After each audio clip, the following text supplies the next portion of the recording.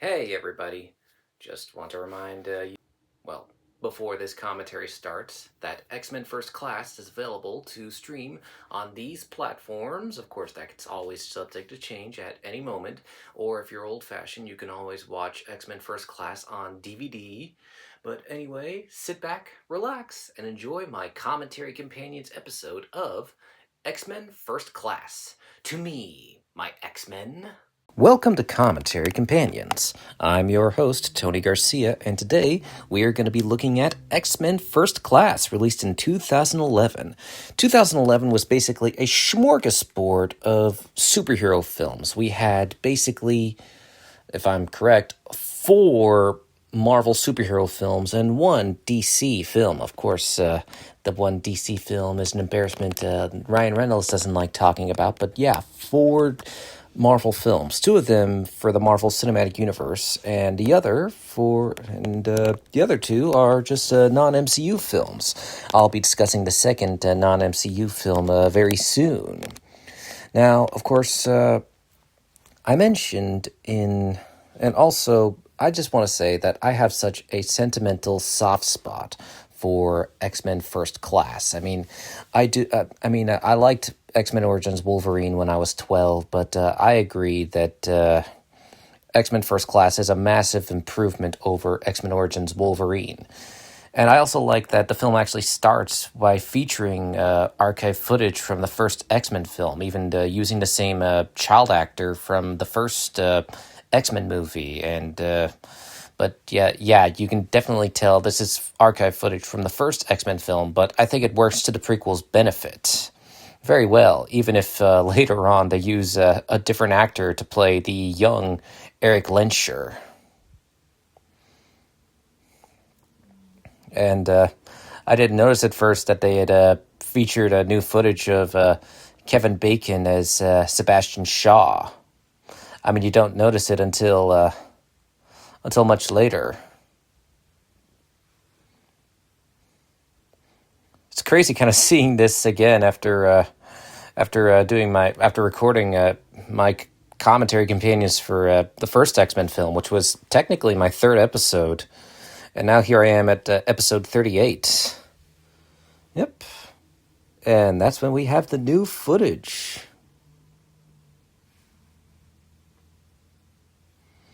Westchester, New York, 1944. Which was 82 years ago. I guess you don't like being reminded. Now you will notice that Magneto is basically the heart of this film. Hey, look, young Professor X is Batman.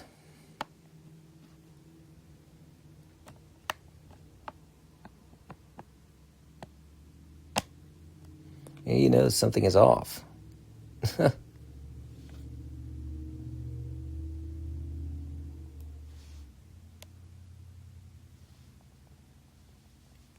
Yep, she thinks he'll buy it.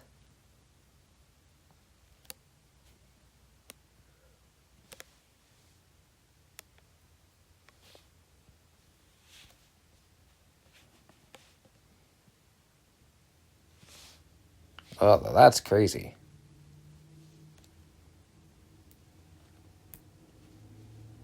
I kept ordering the maid. It's like, oh, jig's up. It's like, you caught me.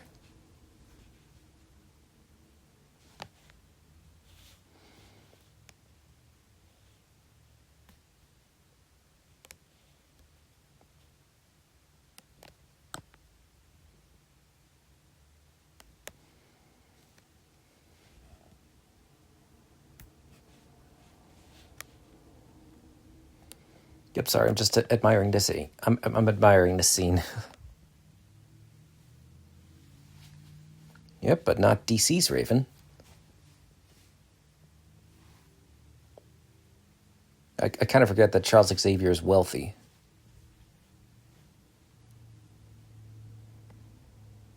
Actually, the kid actor does look like a young James McAvoy. That's pretty cool. That's good casting. But, I am actually like I said, I'm familiar with Kevin Bacon. Understand this, Eric. These Nazis, I'm not like them. Yes, I've had a terrible habit of reading subtitles when I was a kid. Genes are the key, yes. But their goals? Blue eyes, blonde hair, pathetic. And that's a different child actor playing young Eric, who kind of doesn't look like Michael Fassbender. Fassbender. Wants him?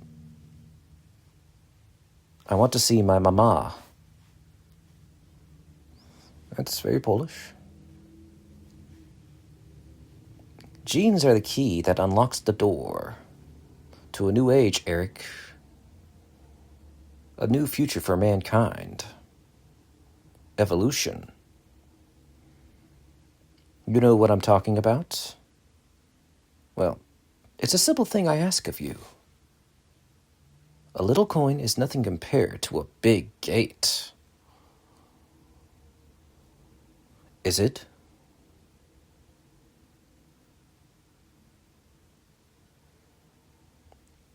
Of course, he realizes what will trigger it. But I tried, Herr Doctor. I can't. I don't. It's impossible. The one thing I can say for the Nazis is their methods seem to produce results. I'm sorry, Eric.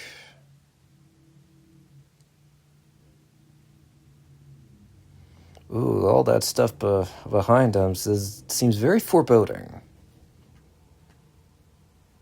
Okay, I don't need to read, Mama. My darling, how are you? Here's what we're going to do. I'm going to count to 3, and you're going to move the coin. You don't move the coin, I pull the trigger. Which is such a cruel method. Understand? 1. You can do it. But, yeah, I'm familiar with Kevin Bacon because of his performances in Friday the 13th and Footloose. And I must admit, I didn't recognize him with the glasses and the mustache.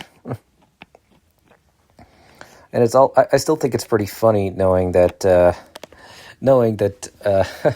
he has been in 2 Marvel projects. This and the Guardians of the Galaxy Holiday Special, playing a fictionalized version of himself.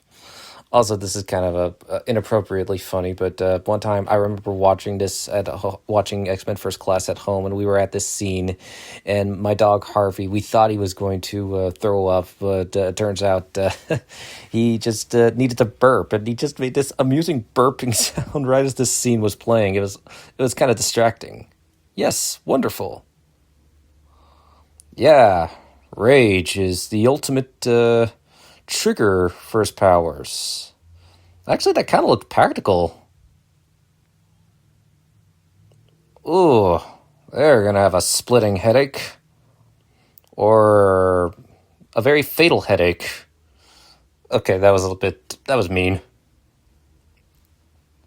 But you got, those tables are definitely CG. But I do like how they combine practical effects with CG effects to showcase Magneto's powers here. And it actually does hold up 15 years later. Certainly holds up a lot more than the effects in Green Lantern. Am I being mean by comparing the effects to X-Men First Class to Green Lantern in an unfavorable manner? Well, I know Ryan Reynolds would find that funny. Outstanding, Eric. So we unlock your gift with anger. Anger and pain. You and me, we're going to have a lot of fun together. This could be the start of a beautiful friendship. Now clean up this mess.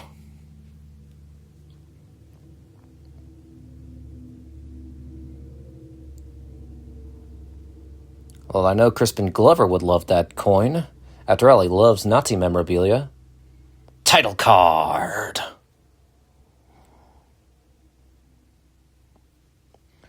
But yeah, I must admit, when I watched this movie, I did not recognize Michael Fassbender from his performance in *Inglourious Bastards*.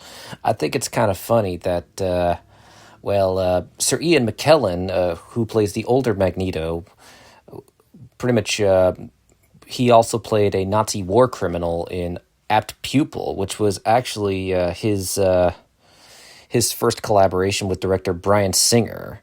And here, Michael Fassbender plays a victim of the Holocaust, and also plays an ally against the Nazis. I do find that hilariously ironic. Now, like I said, Magneto is very much the heart of X-Men First Class. I say this because, well, I mentioned in X-Men Origins Wolverine that this was supposed to be like an anthology series that would have been it was meant to be an anthology series. Like, it should have been, X-Men Origins would have been a series of anthologies focusing on various X-Men film characters, and they actually wanted Fox originally intended it to be like originally meant to be like X-Men Origins Magneto, which would have focused on Eric Lehnsher's survival of the Holocaust and becoming Magneto, and they would have had Sir Ian McKellen reprise his role as Magneto, and they would have digitally de-aged him to look younger, not unlike when they digitally de-aged him and Sir Patrick Stewart for the flashback scene in X-Men The Last Stand. That's what they were going for. And in fact, at one point, this would have been a prequel about, this would have been written by Sheldon Turner, and he wrote a treatment which he described as X-Men meets The Pianist. The Pianist stars Adrian Brody. It's another Holocaust movie. It actually won Adrian Brody his first Oscar. The Pianist is a great film, even if it is directed by Roman Polanski, who can eat a bag of dicks. Anyway, but yeah, so Sheldon Turner's take on X-Men Origins Magneto. The story focused on Magneto's early years as a prisoner of war in a Nazi concentration camp until liberation by a squad of Allied forces led by Charles Xavier. They later meet after the war and become friends and later become rivals. But the studio decided to change the film's direction to the early years of the X-Men. I think it had a lot to do with the backlash of X-Men Origins Wolverine. But they did incorporate aspects of Turner's script into the film. And yeah, this actually was my first introduction to actress Jennifer Lawrence, who I didn't recognize as Katniss Everdeen in the Hunger Games films. It took me a while to realize, oh wait, she was Mystique? Boy. But she's really great as a young Mystique, and the makeup is amazing. Now, before Jennifer Lawrence was cast as Mystique, Amber Heard auditioned for the role. Thank God that never happened. I doubt she would have looked good in that blue makeup. Now, the makeup for Mystique took 6 to 8 hours to apply, and she hated that makeup. She almost fainted. She actually fainted from exhaustion due to how uncomfortable it all was.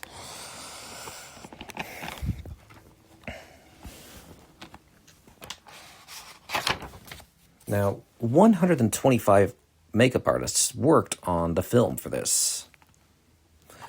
Now, I actually am familiar with James McAvoy. I was actually familiar with James McAvoy not because of X-Men First Class, but because of his debut performance as Mr. Tumnus in the Chronicles of Narnia, The Lion, the Witch, and the Wardrobe. And he was really great as Mr. Tumnus in that film.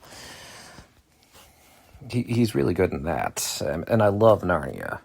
Now, to prepare for his role as Charles Xavier, James McAvoy shaved his head. He soon learned that the filmmakers wanted Xavier to have a full head of hair in the prequel. Throughout the first month of filming, McAvoy had to wear hair extensions. He finally shaved his head for X-Men Apocalypse, which I think is pretty funny. I mean, I think it works that a young Charles Xavier has hair. Let's not play this game. Where did you get it? A friend. He recommended your bank most highly. I see. Do you know our terms, sir? Yes. and you should know mine. This gold is what remains of my people. Melted from their possessions, torn from their teeth. This is blood money, and you're going to help me find the bastards responsible for it. Why are you hitting yourself? Don't touch that alarm. I want Schmidt. Klaus Schmidt. Where is he? Our clients don't provide addresses. We're not that sort of bank.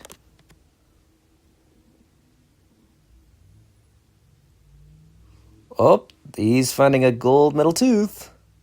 Metal fillings, eh? Not gold. Worried someone might steal them? Argentina. Schmidt is in Argentina. Villa Gesell, please.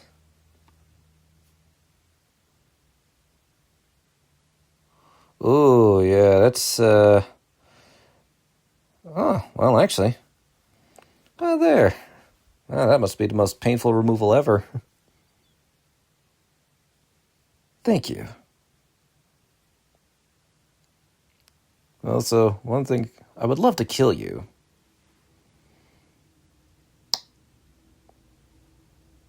So mark my words. If you warn anyone I'm coming, I will find you. One thing is for sure, that gold, that bar of Nazi gold, Crispin Glover would cream himself if he had that, if he was able to buy that.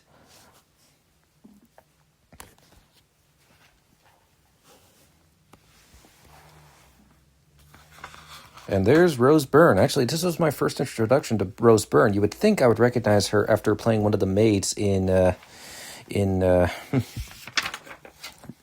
after seeing her playing one of the maids in Attack of the Clones, but I guess I didn't recognize her. I mean, that's fair. I mean, it's kind of hard. I mean, a lot of people were in Attack of the Clones, and I probably didn't recognize them.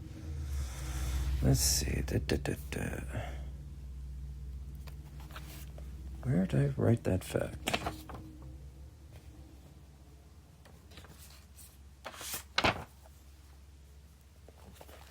Now, Emma Frost made her comic book debut in Uncanny X-Men number 129 in 1980, created by Chris Claremont and John Byrne. Her appearance was based on Diana Rigg.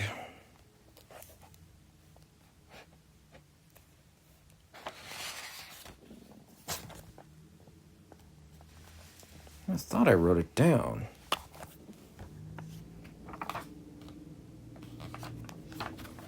I guess I gotta look it up myself.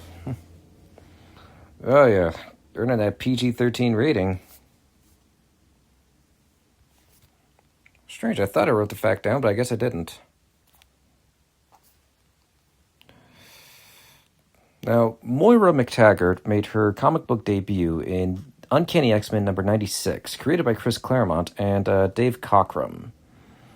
And usually she's an on-again, off-again lover for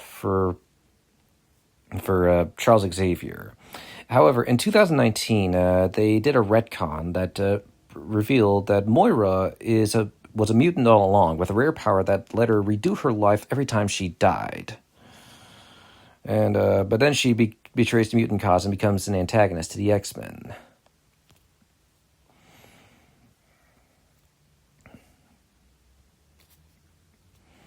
Yep. Now, Sebastian Shaw also made his comic book debut in Uncanny X-Men number 129, and his appearance was based on British actor Robert Shaw.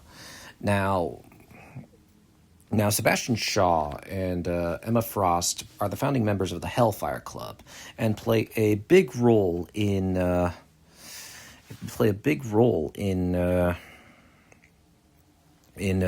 pretty much causing the corruption of Jean Grey in the Dark Phoenix saga.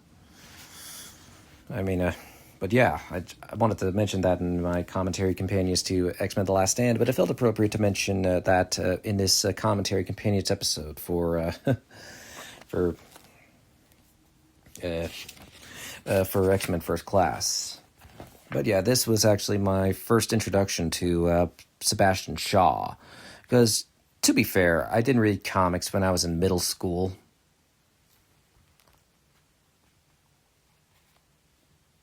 Oh, that's good taste.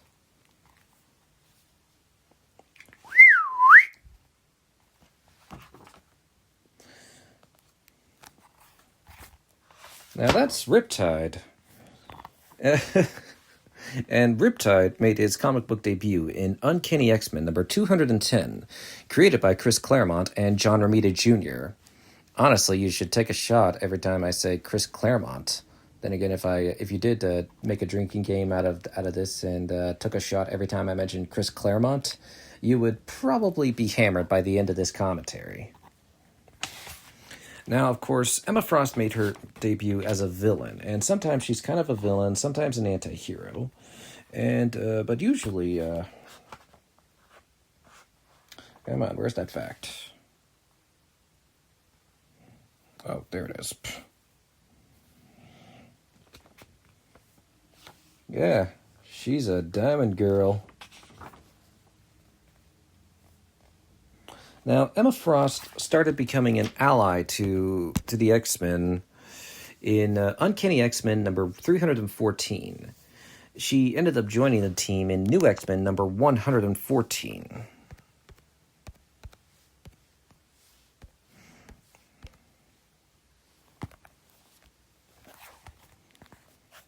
Ah, yes. This actually takes place in 1961 during the Cuban Missile Crisis.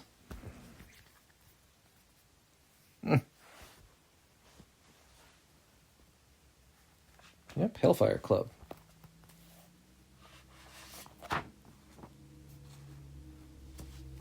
Dun dun dun!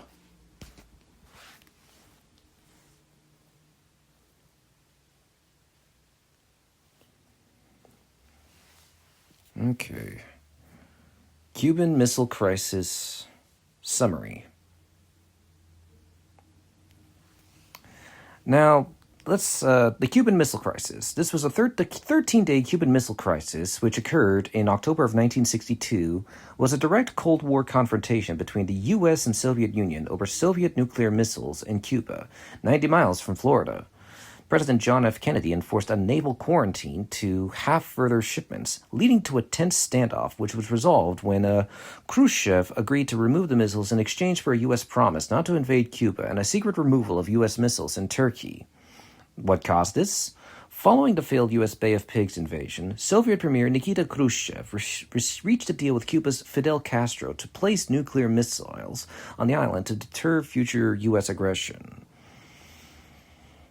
But, World War III almost happened, but thankfully it didn't. Also, I just want to say, this scene where Magneto confronts these former Nazis in this bar is pretty much one of my favorite scenes in this film. It's well acted. And of course, well, Henry Jackman's score complements the movie perfectly. Uh-oh, I think I feel a sneeze coming. This is so embarrassing whenever I'm recording and then suddenly something mundane like this happens. Uh-oh. Oh dear. Excuse me.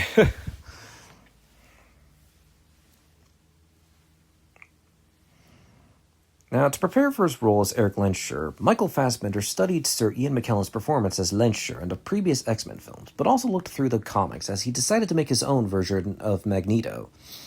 He says, "You want to respect what someone else has done, especially because the fan base really liked what Ian has done with it. But while I could have gone and studied him as a young man and brought that to the performance, I don't think Matthew is very interested in that. So I'm just going my own way and working with whatever is in the comic books and the script." Actually, yeah, and I think this actually works to the film's benefit. And like I said, this is definitely one of my favorite Magneto scenes, as it shows his ruthlessness and his willingness to go to the ends of the earth to take down the people who are personally responsible for destroying his life. I mean, anyone with his power would probably do the same thing, and like I said, Henry Jackman's score plays a big role. He actually gave Magneto one of the best theme songs. I actually associate this theme with Magneto. Blood and Honor. Which would you care to share first? Blood, then. Yeah, Blood and Honor, which do you care to shed first? That's definitely one of my favorite quotes. It's like, sorry, I can't seem to shoot. It's metallic. Now, X-Men First Class is not composer Henry Jackman's first time doing music for a Marvel movie, as his first score was Kick-Ass, which was also directed by Matthew Vaughn. He has composed music for 7 Marvel movies and 1 Marvel show, that being Falcon and the Winter Soldier.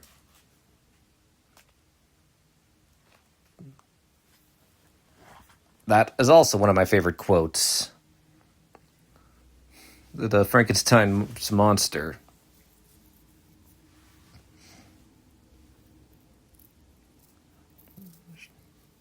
That is so badass. And the crowd goes wild. That's pretty awesome. Also, I think it's kind of cool. I think it's pretty funny that prior to this, James McAvoy provided his voice for Romeo and Juliet, voicing Romeo, and it also features Sir Patrick Stewart in the film, who also plays Charles Xavier.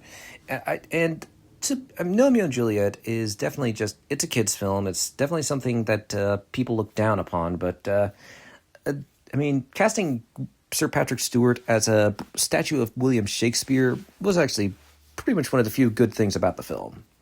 So it's pretty good.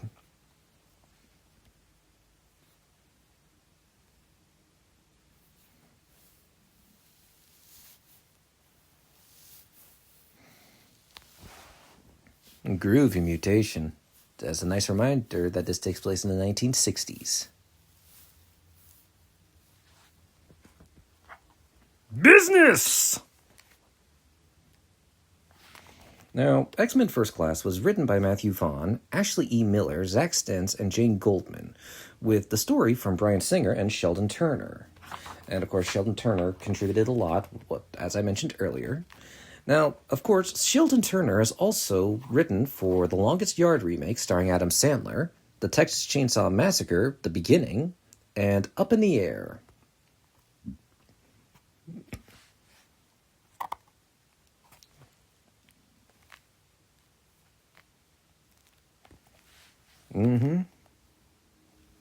Now, Ashley Edward Miller has done writing for Agent Cody Banks, the 2003 Twilight Zone reboot, Terminator, The Sarah Connor Chronicles, and Fringe. While working on First Class, Miller also worked on Thor. Zach Stentz has collaborated with Miller on Cody Banks, Twilight Zone, Sarah Connor Chronicles, Fringe, and Thor. He wrote 4 episodes of The Flash and developed 2 animated spin-off series for the Jurassic World franchise. Jane Goldman is a frequent collaborator to Matthew Vaughn, having co-written Stardust, Kick-Ass, The Debt, and the first 2 Kingsman films. Her solo work includes The Woman in Black for Hammer and Miss Peregrine's Home for Peculiar Children.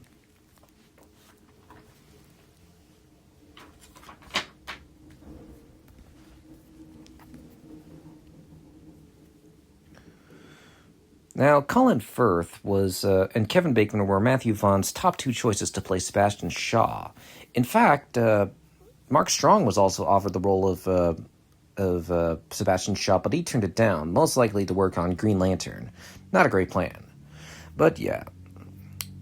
Now, Matthew Vaughn wanted to see either Colin Firth or Kevin Bacon play Sebastian Shaw, as he always wanted to see either of them play a villain. The studio felt there were already too many Brits in the cast, so the role went to Kevin Bacon.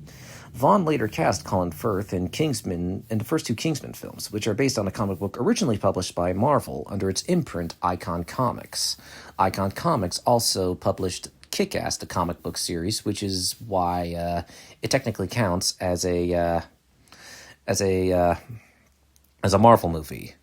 Frickin' boom! Now, in addition to his comic book persona, the character of Sebastian Shaw takes on qualities of Nazi scientist Josef Mengele. Mengele is noted for his eugenic experimentation and torture, often with children, to whom he would offer candy to gain their trust. Ugh, God, that's fucked up.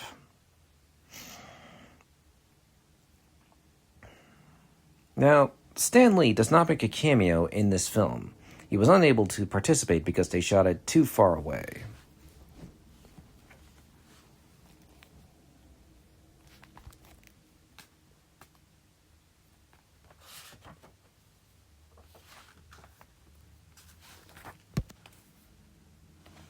And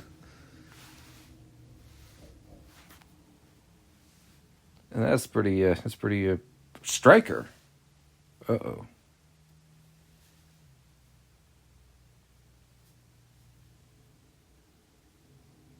Mm-hmm.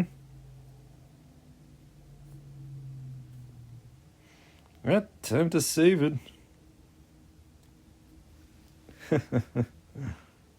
Surprise! Now, the young Mystique is played by Morgan Lilley, and she wore a slip-on bodysuit and facial appliances, which only took 1.5 hours to apply, as subjecting a child actor to the extensive makeup was impractical.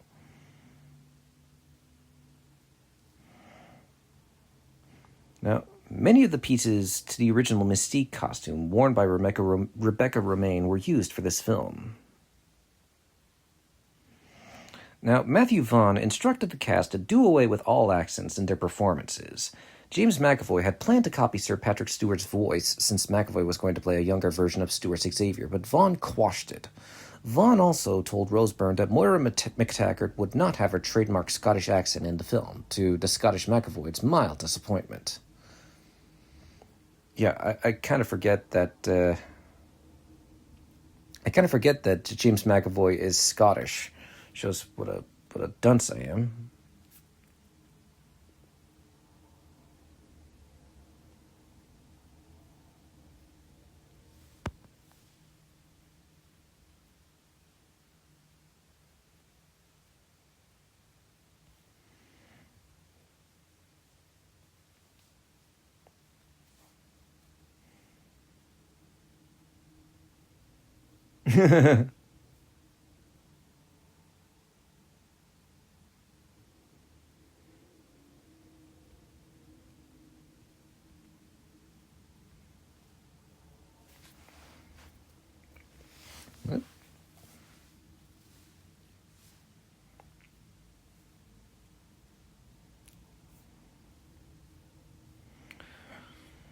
Kevin Bacon said in interviews that he took the part of Sebastian Shaw because he strongly believed in the ideas that the comics represented.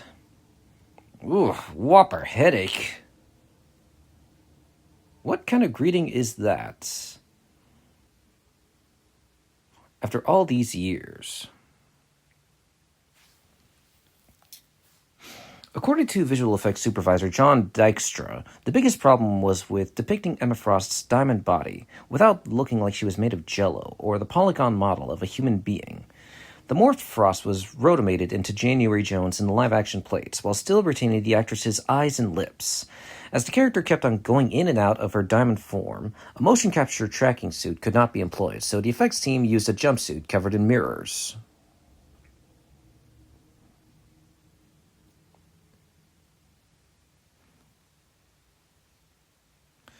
During a rehearsal, James McAvoy's double, along with all the other doubles, walked on the set. The sight of James's double caused him to interrupt rehearsal, walk over to his double, and bear hug him in excitement. This amused Jennifer Lawrence, and she said, "Why are you hugging your double like you know him?" James's double on this film was also his double a year prior, or on The Conspirator. Oh yeah, I remember watching that, kind of.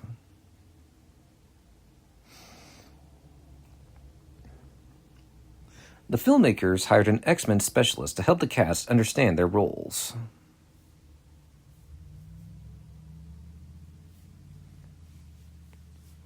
Though ostensibly the second prequel to the previous 3 X-Men films and following X-Men Origins Wolverine, this movie deliberately ignores several continuity points of X-Men, X-Men The Last Stand, and X-Men Origins Wolverine. Vaughn explained that his intention was to make a good film that could stand on its own 2 feet regardless of all the other films, and that could also reboot and start a whole new X-Men franchise. Writer Jane Goldman looked at the film as an alternate history for the X-Men. Though a soft reboot, the writers did not want to go fully against the canon of the X-Men trilogy, citing the various approaches the comic had in over 50 years of publication.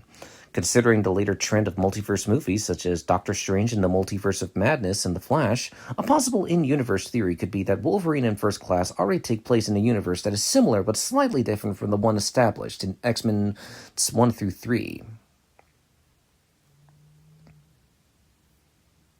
Also, hilariously, Michael Fassbender collaborated with Ludger Pistor and Wilfried Hockeldinger, who played the Nazi soldiers that he kills. They were also Nazis in Inglorious Bastards. That's a strange coincidence.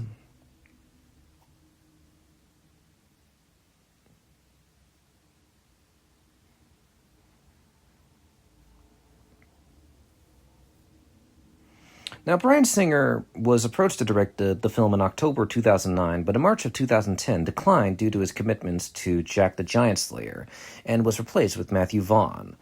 And, of course, we all know Singer stayed on as a producer. And Vaughn wanted the film to resemble the productions of 1960s, with very traditional framing and camera movement when it needs to move, not just throwing it around and whiz-bang, and using the anamorphic format to create a widescreen experience is emblematic of 60s movies. Vaughn had to hire 5 cinematographers, with sole credit being given to John Mathieson, who came halfway through the shoot and did half of the film, and 4 assistant directors to successfully convey the look he wanted for the film.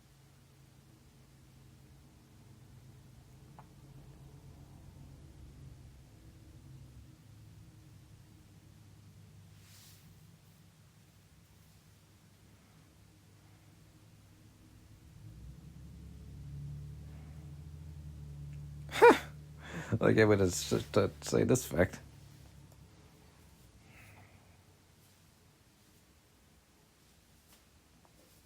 Due to it being the off-season and in the middle of a very cold December, there was not a single onlooker during the entire 3-week duration of the finale beach shoot, much to the shock of the crew.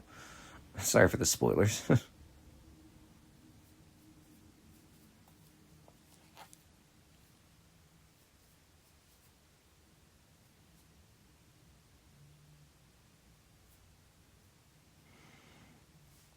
In April 2006, Zach Penn was hired to write and direct this film. He was going to make a prequel about Magneto, in a vein similar to X-Men Origins with Wolverine. However, the filmmakers decided to shift the focus from the early years of One Mutant to those of the X-Men. Penn found this approach much more interesting than what he'd come up with, and so stepped down with his blessing. And there is Nicholas Hoult. Now, before playing Hank McCoy, Nicholas Hoult was best known for his role on Skins. Whoops, I just accidentally scrolled. Okay. Darn it. Who did Nicholas Hoult play on Skins? Nicholas Hoult played Tony Stoneham. I know a lot of people now know him best for his roles in The Menu and Renfield and as Lex Luthor on Superman, but it's this, and of course people know him best for playing Tony Stoneham on Skins, but like X-Men Origins, X-Men First Class was my first introduction to Nicholas Hoult, and he's perfectly cast as the young Hank McCoy here. Now, to prepare for his role as Hank McCoy, Nicholas Hoult studied Kelsey Grammer's performance as Beast in X-Men The Last Stand and Grammer's early series, Frasier. He also underwent training in athletics, weightlifting, and boxing. And of course, this was the beginning of Nicholas Hoult's romance with Jennifer Lawrence. Oh, that's nice.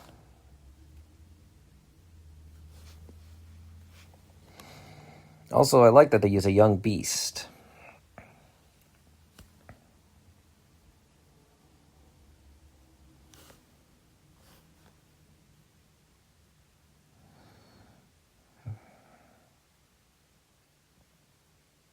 So sinister.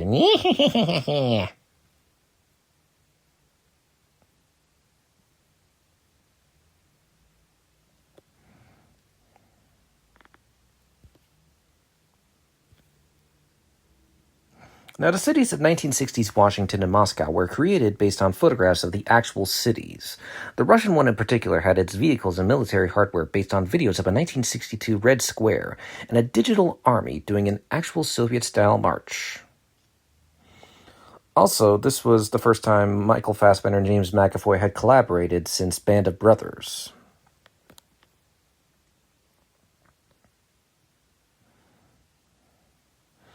Sunspot was planned to appear in this film, but was cut out as Matthew Vaughn felt there wasn't enough time or money to fit him in. He ended up appearing in X-Men Days of Future Past and The New Mutants.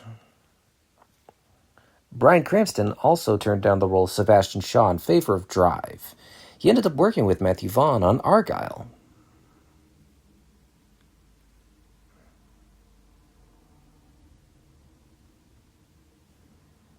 Now, Henry Jackman based his score on composer John Barry's work in the James Bond films.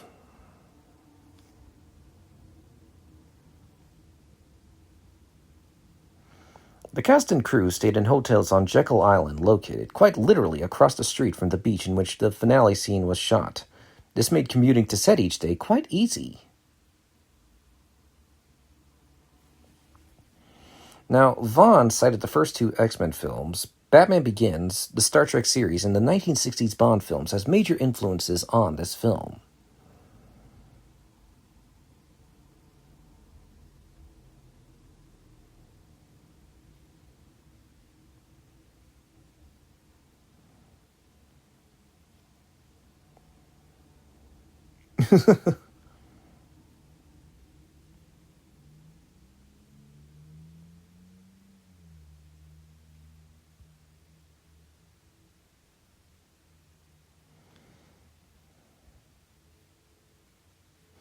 The set for Xavier's mansion was also used in the television series Hex, which also starred Michael Fassbender, who played a character named Azazel, which is much like the teleporting mutant named Azazel.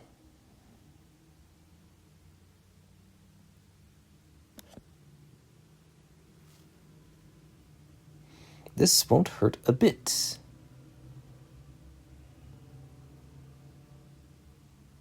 And somehow this turns her on. Oof, you got cock-blocked.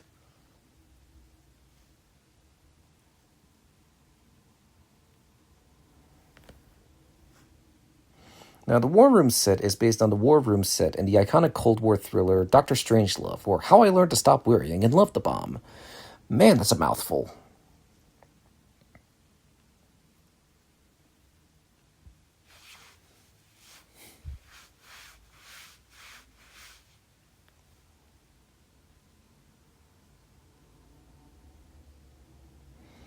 When Charles Xavier and Raven walk out of that pub from 12 minutes, they are actually walking out of a side door of Hetford College. The pub sign the filmmakers used is a copied from the Eagle Pub in Cambridge, where the pioneers of DNA research, Francis Crick and James Watson, announced they had discovered the secret of life to some surprised drinkers in 1953. The sign for Oxford's famous The Eagle and Child Pub had the bird facing the other way and is carrying a baby in its talons.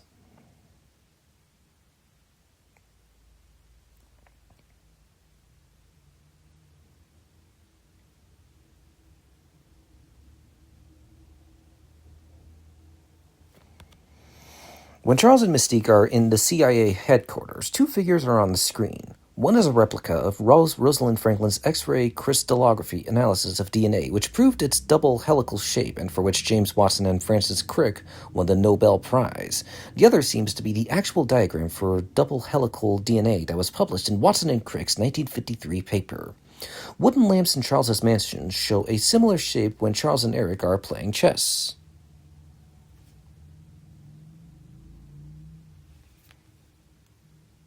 Perfect timing.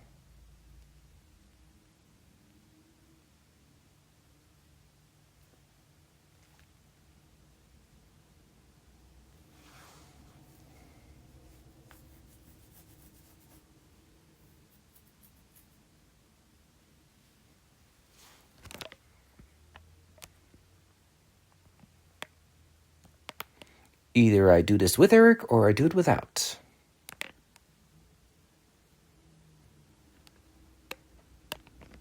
Ooh, double or nothing.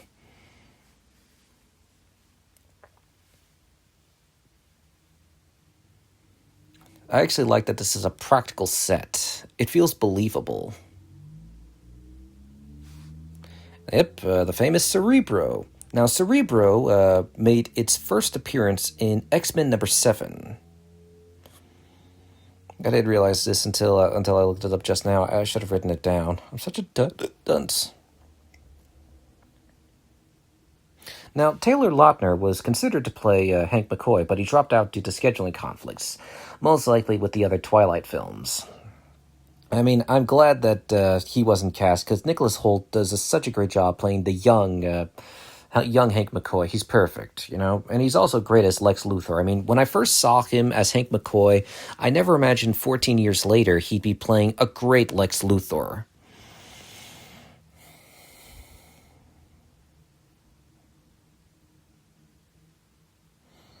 Also, a fun fact, Nicholas Hoult shares a birth date with Caleb Landry Jones, who plays Banshee.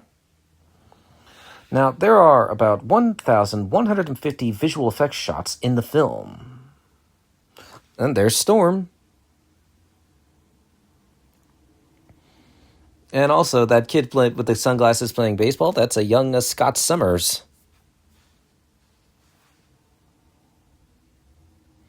Now, filming was originally going to take place on Tybee Island, but a producer browsing on the island map program Google Earth found Jekyll Island to be a more suitable location. Also, yeah, this was actually my first introduction to Zoe Kravitz, daughter of Lenny Kravitz.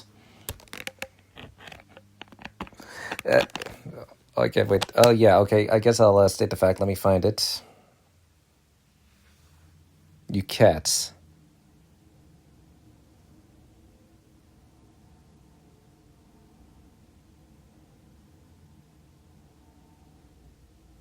That's what we meant, sweetie.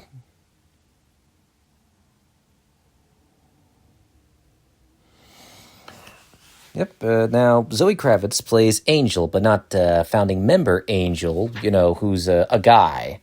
But yeah, Angel Salvador, like I said, not to be confused with founding member Angel, made her comic book debut in New X-Men number 118 in 2001, created by Grant Morrison and Ethan Van Sciver.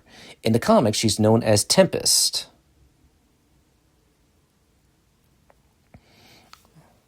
And there's Edie Cathargy as Darwin. Now, Darwin made his comic book debut in X-Men Deadly Genesis number 12 in 2006, created by Ed Brubaker and Pete Woods.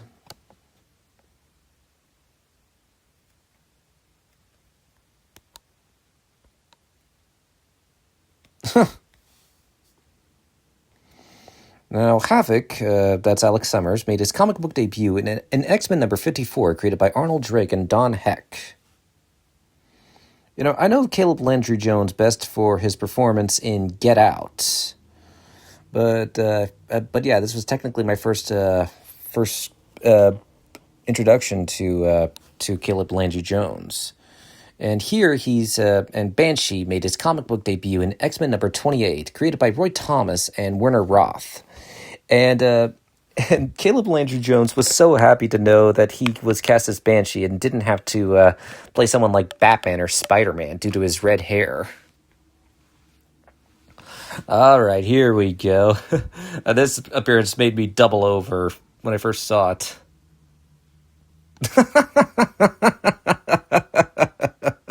That's actually a genuine reaction. Originally, Hugh Jackman was supposed to say "fuck off," but then he decided to ad-lib the line "go fuck yourself," and he took the line. He took the role of Wolverine again because he would be the only X-Men character who would say the word "fuck." And I think it's actually one of the first times X-Men First Class ever used the word "fuck." Most of the time, they rarely did, but this became a trend as eventually the X-Men franchise would be one of the few franchises, PG-13 franchises, to use the word fuck only once. Because you have to remember, back in the 1980s, like, you could only say the word fuck only once in a PG or PG-13 movie. In Spaceballs, they actually use the word fuck once with like Dark Helmet saying "fuck." Even in the future, nothing works. And in Beetlejuice, Beetlejuice says, "nice fucking model, honk honk." But eventually, the MPAA kind of changed this to where you can only say the word "fuck" in PG-13 only once, but you can't say it in a sexual manner, like "oh, I want to fuck your mother." You can't say it's like if you say to a person, oh, if you say in a movie, I want to fuck your mother or I want to fuck you in a sexual manner, then your film gets an R rating. You can only say the word fuck only once in a PG-13 movie. And sometimes it's memorable, like in Catch Me If You Can, knock knock, who's there? Go fuck yourself. I mean, that's pretty funny. Sometimes it works. Sometimes it works. Sometimes it doesn't. But yeah, the word "fuck" can be impactful because sometimes if you say it multiple times, then you get an R rating. This is a kind of an outdated term, but they started doing featuring the word they rarely use the word "fuck" in most Marvel movies, and I guess X-Men First Class was the first to do that. I also love how they would tease the word "fuck" in a lot of MCU films, like in Iron Man 2, like Gary Shandling says, "Fuck you, Tony Stark, fuck you," and his fucks are basically censored, which is pretty funny. And of course, in Spider-Man: Homecoming, the film ends with Aunt May almost saying, "What the fuck?" But I think my favorite is when Nick Fury almost says "motherfucker" during the post-credit scenes in Avengers: Infinity War, right as he's fading to dust. And eventually, the Marvel Cinematic Universe would start using "fuck" in their PG-13 films, starting with Guardians of the Galaxy Volume 3, with Star-Lord saying, "Get in the fucking car." But yeah, it's still, X-Men First Class started that trend of using the word "fuck" in their PG-13 movies. She can fly! Okay, now this is a hilarious story. Zoe Kravitz said shortly after she met Jennifer Lawrence, she saw her totally naked. Lawrence had invited Zoe Kravitz over to her apartment, where she opened the door wearing a towel. Lawrence said she was about to take a shower. Then she had Kravitz follow her to the bathroom, where she dropped her towel and showered and shaved her legs as they chatted. Kravitz and Lawrence ended up becoming best friends after that. Also, I did not know that the guy playing Darwin, Edie Gathurgi, was in the Twilight films, playing one of the rogue vampires. I totally didn't recognize him. Then again, he did have dreadlocks. I love how they just casually look. I love the camaraderie between all of them.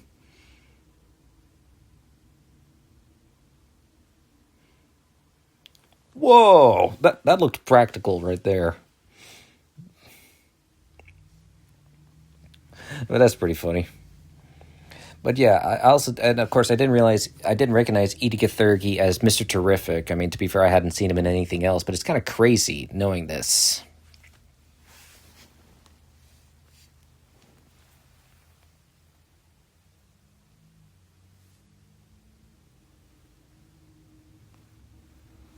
Ooh, that's racist.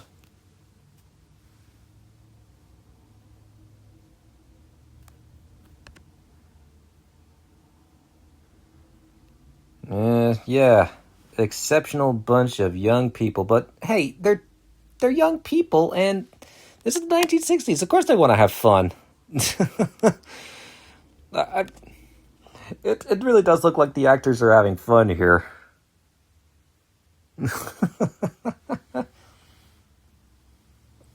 Busted.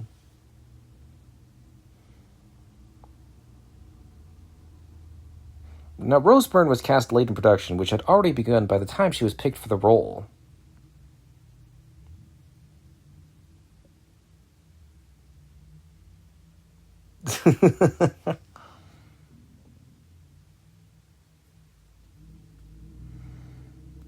Now, Eddie Gathegi read for the role of Banshee before being cast as Darwin.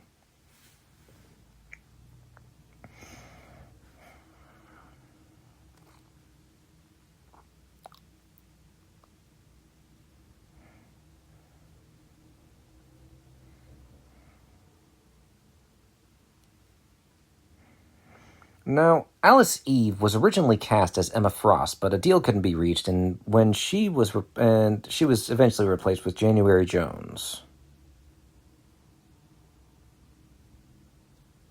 Now, in an interview with Yahoo Entertainment on October 20th, 2014, Michael Ironside said about the filming, Lauren Schuler-Donner and I did Free Willy together, and she called me up and asked me to do a favor.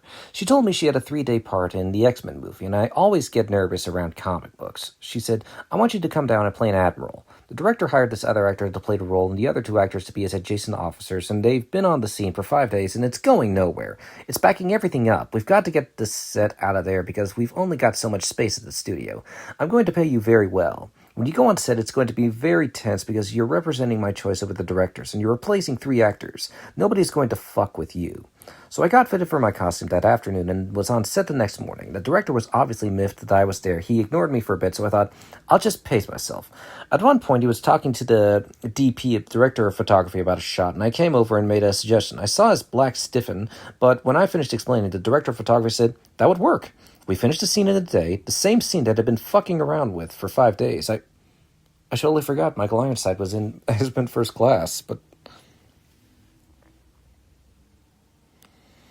This film overtly posits the theory that the growth in the mutant population could be traced back to radiation in the atomic age. Now, Josh Schwartz wrote an early version of the screenplay, but once Bryan Singer became attached, Schwartz's script was ditched as Singer wanted to take the story in a different direction. Jamie Moss was subsequently hired to write a new draft. Also, to date, this is the only X-Men film, excluding the Wolverine spin-offs, to not be filmed in Canada. Now, James McAvoy was Matthew Vaughn's first choice for the part of Charles Xavier.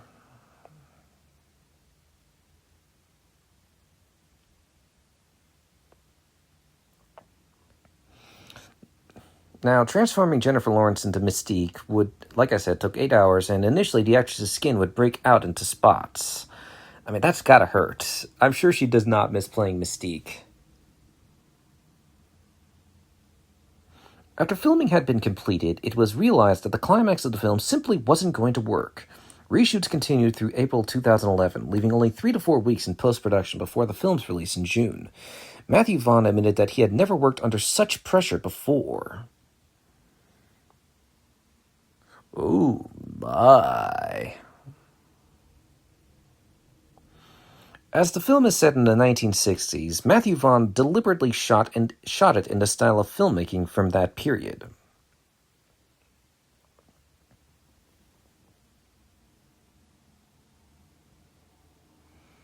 Oh boy.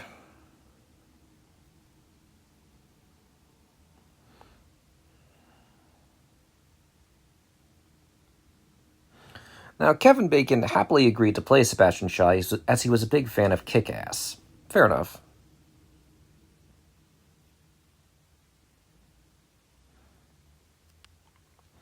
The scene at the water fountain, where Moira hears Professor X speaking to her while her co-workers have been frozen, was shot during the final sound mix on the first floor of Building 32 on the 20th Century Fox lot. Forget my face.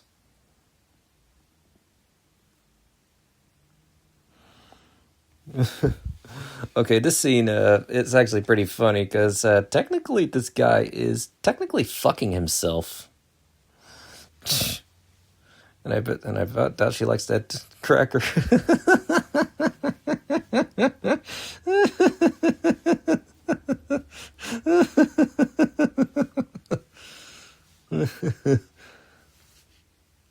Who are you?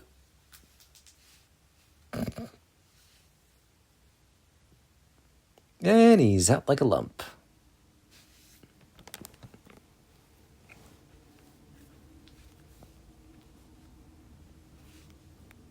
Oof. Now, Lucas Till was originally cast as Beast, but he decided not to because of the amount of time for makeup, but was later cast as Havoc instead. In fact, Benjamin Walker was previously cast as Beast, but dropped out of the role to star in the Broadway musical Bloody, Bloody Andrew Jackson. And January Jones welcomed the opportunity to play a character drastically different from her role in Mad Men.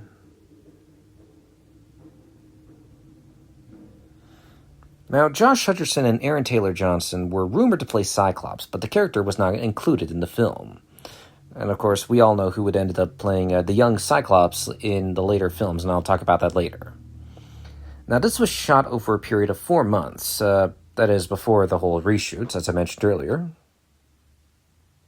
Yikes.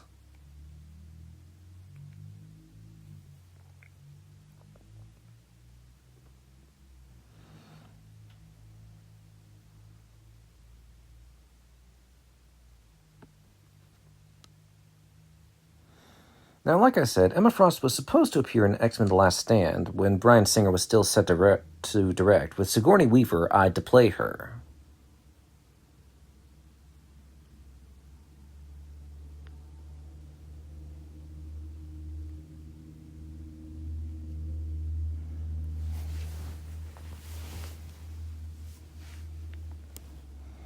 At roughly 31 minutes, Sebastian addresses Magneto as Der Klein Erglenzherr.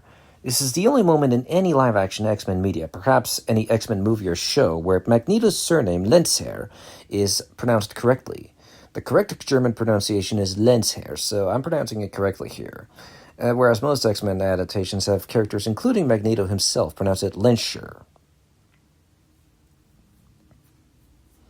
Also, X-Men First Class is the only core X-Men film to not feature an extended title sequence.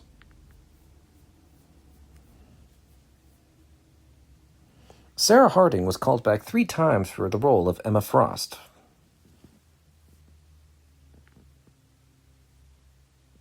Also, X-Men First Class is notable for being the highest-grossing film ever made about the Cuban Missile Crisis.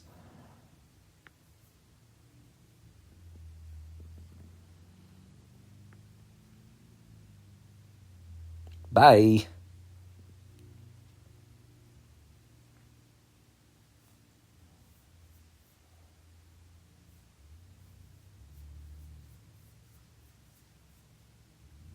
Oof.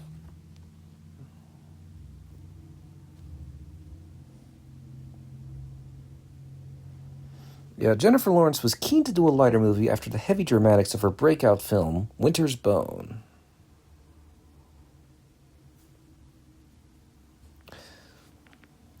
And it's like, I got a bad feeling about this.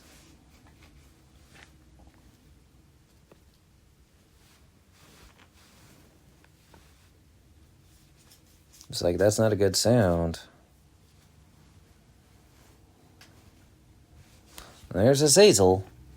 I should have mentioned this. Now, Azazel made his comic book debut in Uncanny X-Men number 428 in 2003, created by Chuck Austin and Sean Phillips. He was originally Nightcrawler's father until that was retconned in 2023.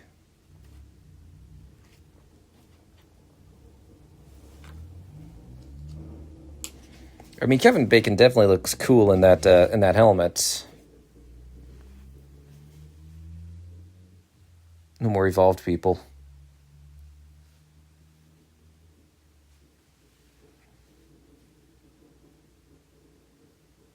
Uh-oh. It's like, good luck shooting a guy who can teleport. Yikes.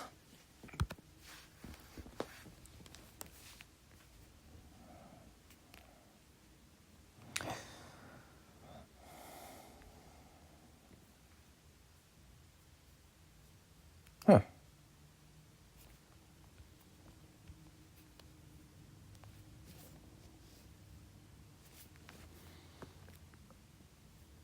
Oh yeah, this is kind of one-sided.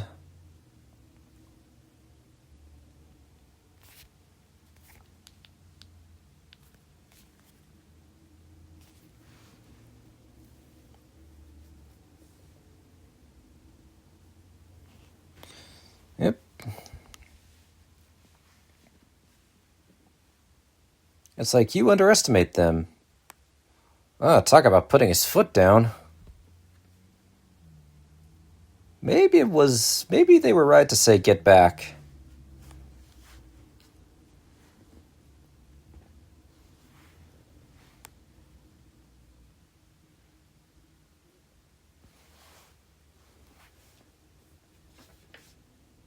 Missed opportunity to use the Wilhelm scream. Like, Like,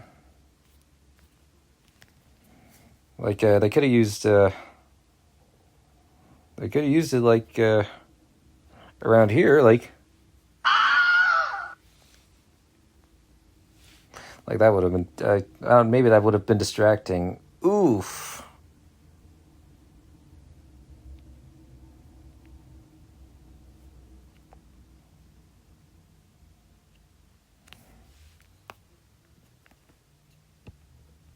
Oh, that is so mean.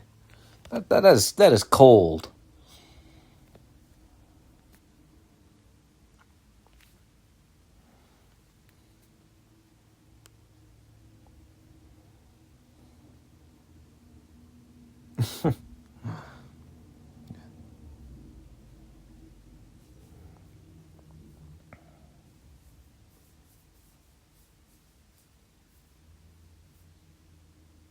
Oof. There was actually a comic book titled X-Men First Class, written by Jeff Parker and drawn by Roger Cruz, and published from 2006 to 2009. However, the film and comic stories bear no resemblance, and this is the only mainline X-Men film other than X-Men that was not based on a specific comic book story.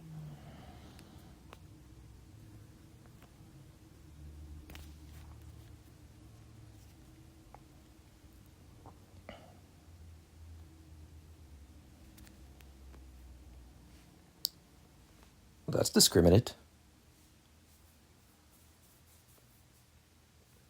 Thank you. And that is pretty persuasive.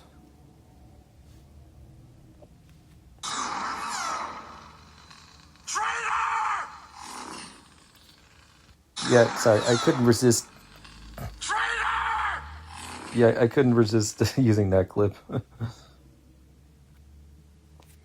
But I was like, yeah. It kind of made me dislike Angel after that.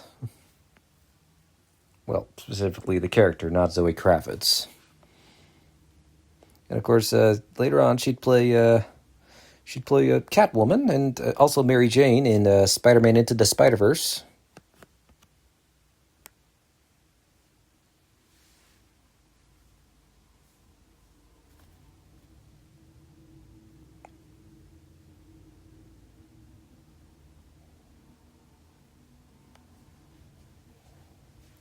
Now, Xavier's family home is Engelfield House in Thiel Reading, Berkshire, UK. This is the second time Michael Fassbender has filmed at this location. Englefield House was one of 3 stately homes used to create Mendenham School in the UK TV series Hex, where Fassbender played fallen angel Azazel. It's like, oh, no, you don't. Oh, man, this scene is such a disservice to Darwin. I mean, I really liked Eddie Gathegi as Darwin, and this scene does feel like an insult, especially since apparently Darwin can't die, and this is probably one of the cruelest deaths ever, and it's sad. It's like, I really like this character, and I didn't want him to die. He didn't deserve this. I mean, thank goodness he was able to redeem himself in the superhero lore by playing Mr. Terrific, and yes, he was, no pun intended, terrific in Superman.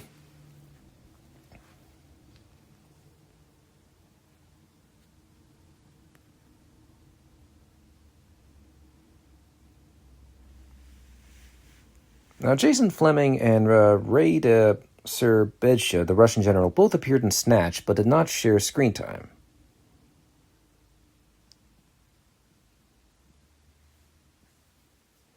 Now, Kevin Bacon and Eddie Gathegi previously worked together in the thriller Death Sentence. In the film, Bacon played a good guy, whereas Gathegi played a bad guy. Now, isn't that ironic?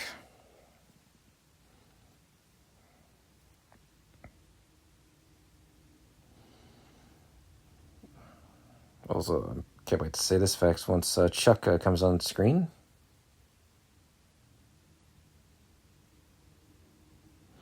Now, the Hellfire Club, first appearing in Uncanny X-Men number 129, as I mentioned, was inspired by the TV episode A Touch of Brimstone from the British TV series The Avengers, in which John Steed and Emma Peel infiltrate a secret society of the same name. The episode was in turn based on real-life clubs frequented by people of high society in 18th century Britain and Ireland. Emma Peel's disguise as the Queen of Sin, clad in a black leather corset, influenced Emma Frost's outfit, as I mentioned. Peter Wyngarde played the club's leader in the episode, and his name and look inspired X-Men villain Jason Wyngarde / Mastermind. Other Hellfire Club members who were also named to model after famous actors. I already mentioned Sebastian Shaw. And Harry Leland was based on Orson Welles, and a character named Jed Ledlin appeared in Citizen Kane. And Donald Pierce, who was based off of Donald Sutherland. Now, I didn't know this, but Kevin Bacon is a distant cousin of actor Mark Hamill. His character in this film, Sebastian Shaw, shares his name with the actor who played Anakin Skywalker in Return of the Jedi. Matthew Vaughn directed Mark Hamill in his next comic book-based film, Kingsman: The Secret Service.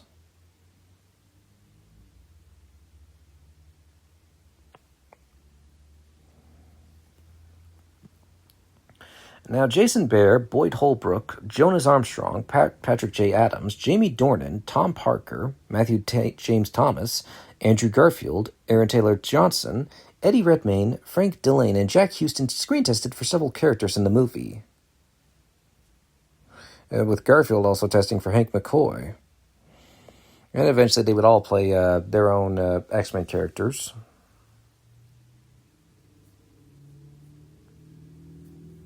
Now, Edward Furlong was also considered for the role of Professor Xavier before James McAvoy was cast. I'm kind of glad they cast McAvoy.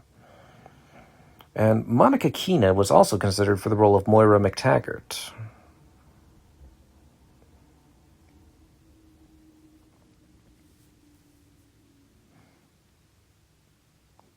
Boop! It's like she could hear them.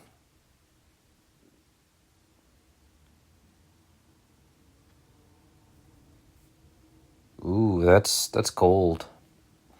Now, Kevin Bacon is the fourth actor who has appeared in the famous slasher franchise. Of course, Bacon got his breakthrough role in Friday the 13th. And of course, Tyler Mane, who's played Sabretooth, and also Michael Myers in the Rob Zombie Halloween films. Kelly Hu, who played Deathstrike in X-Men 2 and also got her start in Friday the 13th Part 8, Jason Takes Manhattan. And Liev Schreiber, who also appeared in the first three Scream films before playing Sabretooth as well. Now, Marvel published a comic book prequel titled The High Hand that covered the origin of the Hellfire Club. It was written by Matthew Cody and drawn by Bong Dazo. This was the last X-Men film to have a tie-in comic book. Also, interestingly, X-Men First Class is also the first of the X-Men franchise to not have a video game tie-in and to not have a toy tie-in. As I mentioned, X-Men Origins Wolverine was the last live-action X-Men film to have a toy line ever. Now, Abby Cornish also read for the role of Emma Frost.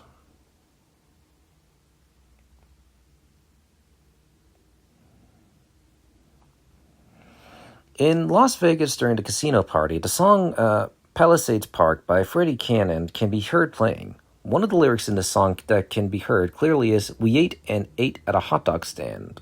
This may be a reference to the first X-Men film in which Stan Lee cameoed as a hot dog vendor. Why is that even a fact? Some of these IMDb facts are just plain dumb sometimes and useless. And some of them are kind of redundant as well.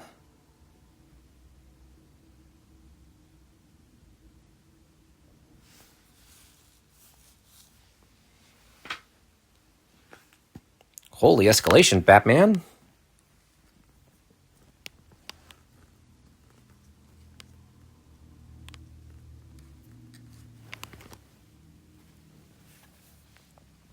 James McAvoy was asked by a fan if he ever felt like Professor X and Magneto had romantic feelings for each other in the film. McAvoy was not opposed to this possibility, replying that he thinks there is a vibe and definite love between the characters.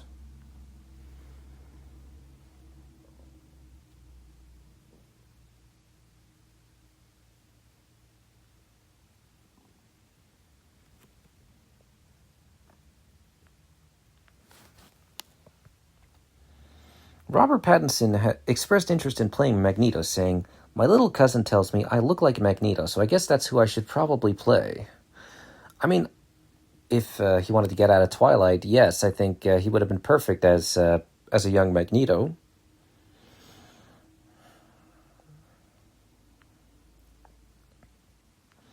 Now, after working on X-Men First Class, Ashley E. Miller and Zack Stentz were commissioned by Fox to write a crossover film featuring all the Marvel superheroes that were owned by the studio at the time, including the X-Men, the Fantastic Four, Daredevil, and Deadpool. According to The Hollywood Reporter, the plot saw Johnny Storm go Nova while trying to apprehend the villain Molecule Man. Johnny blows a hole in Manhattan and sparks the Superhero Registration Act in response to the carnage. It was inspired by the comic book Civil War, which was written by Mark Miller and drawn by Stephen McNiven. Paul Greengrass was approached to direct, but the project never materialized. Fox decided to focus on the X-Men after the success of First Class, developing its eventual sequel. Of course, Civil War ended up being adapted as Captain America Civil War. Now, David S. Goyer was signed on to direct in 2007, when the film was still meant as a standalone Magneto story. Most of the film would be a flashback with Sir Ian McKellen playing present-day Magneto in a framing device. The project was halted by the Writers' Guild strike. In fact, Mr. Sinister was originally planned to be the villain when the film was conceived as a standalone Magneto origin story. But eventually the character was replaced by Sebastian Shaw. Now, producer Lauren Schuler Donner explained why Havoc replaced his brother Cyclops in the X-Men lineup in the film. He had a cool power we hadn't seen, and he had an attitude that we needed. Yeah, don't forget to scream.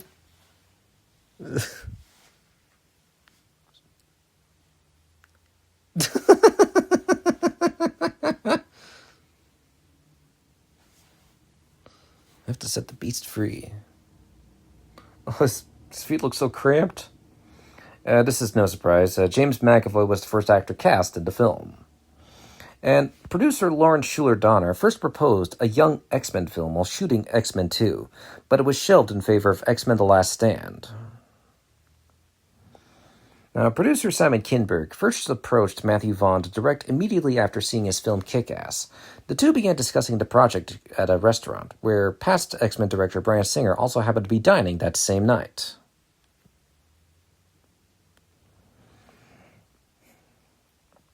An early draft of the script featured a love triangle between Charles, Eric, and Moira, but it was revised to focus more on Charles and Eric's friendship. A very smart decision.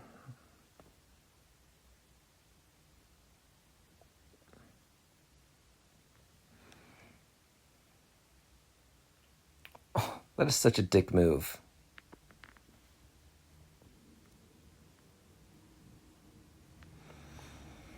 Now, Sheldon Turner was granted the story credit for his early script focusing on Magneto's origin, but Matthew Vaughn said he and his writing partner Jane Goldman never read his draft before completely overhauling it.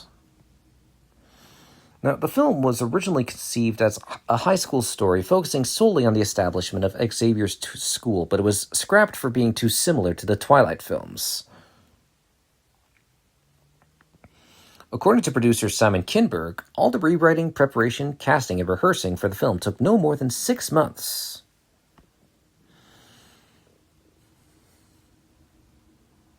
Which would explain why she still looks like she's like 28 in Dark Phoenix.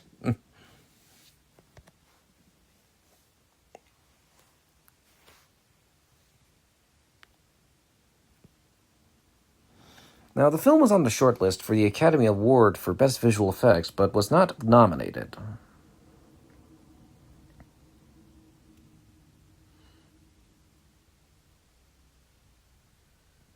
Yeah, that's actually a rock star dubbing the screaming.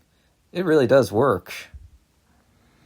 Now, Ewan McGregor, Clive Owen, and Jonathan Rhys Meyers were suggested by fans to play a young Magneto.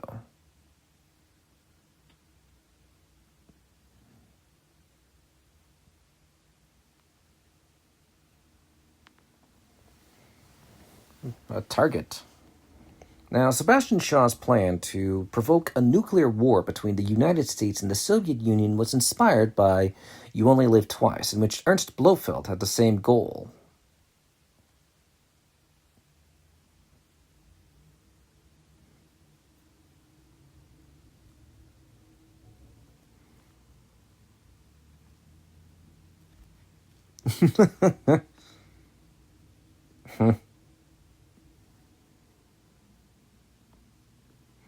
Now, a telepathic battle between Professor X and Emma Frost was going to be in the film, but upon the release of Inception, this concept was scrapped. Eventually, it would then be used in X-Men Apocalypse, between Professor X and Apocalypse. Now, aware of his character, Caleb Landry Jones was aware of his character's love connection with Moira McTaggart in the comics, in which they're both adults.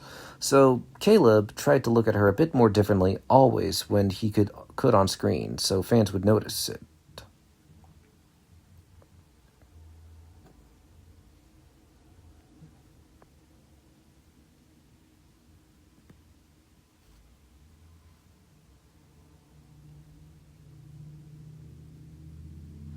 Now, when Professor Charles Xavier makes his presentation on human genetic mutation at the CIA headquarters, the graphic origin of the X-Men logo can be seen in the left-hand image of his final side protection. It is an X-ray crystallography image of the DNA molecule of the kind created by Dr. Rosalind Franklin, which aided Dr. Crick and Dr. Watson in discovering the double helix shape of DNA on February 28, 1953.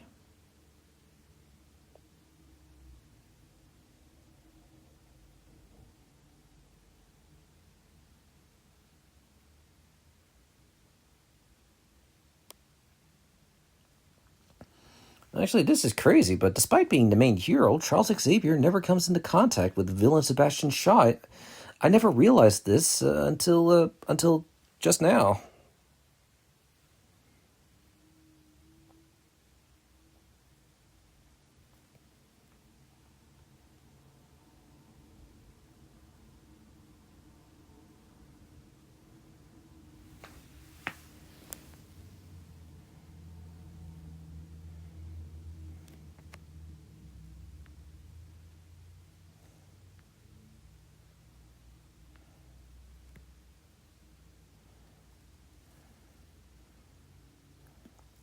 Now, Riptide is never identified by his name throughout the entire film.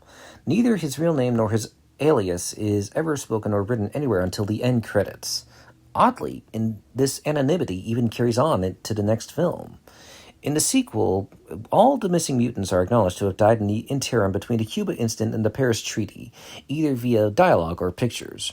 Riptide, however, is never mentioned anywhere in Days of Future Past. It can be inferred, though, that he also died during the time lapse.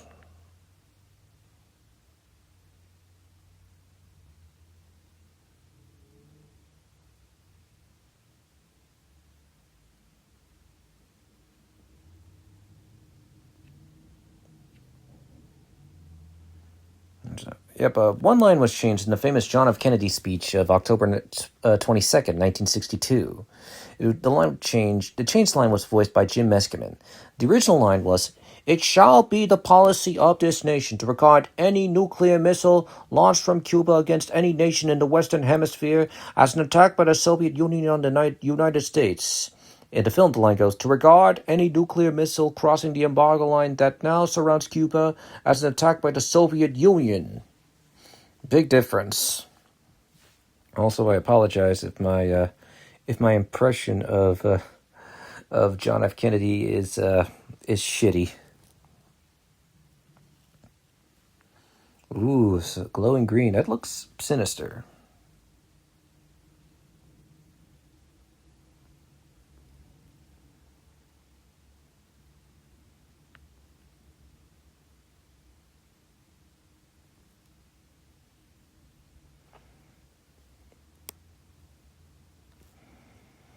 Now, Eric asks Charles to shoot him point blank, and when met with Charles's refusal, he states he can deflect it. Well, this comes back to bite him in the ass later on.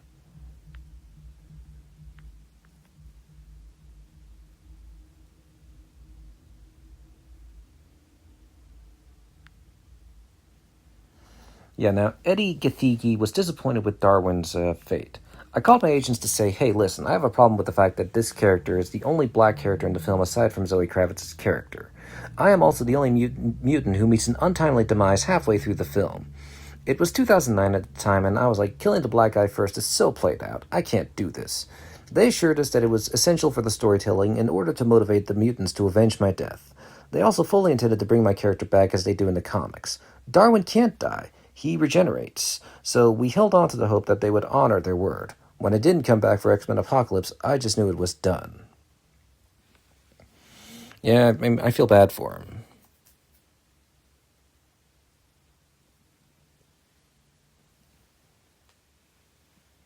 Ooh, big mistake.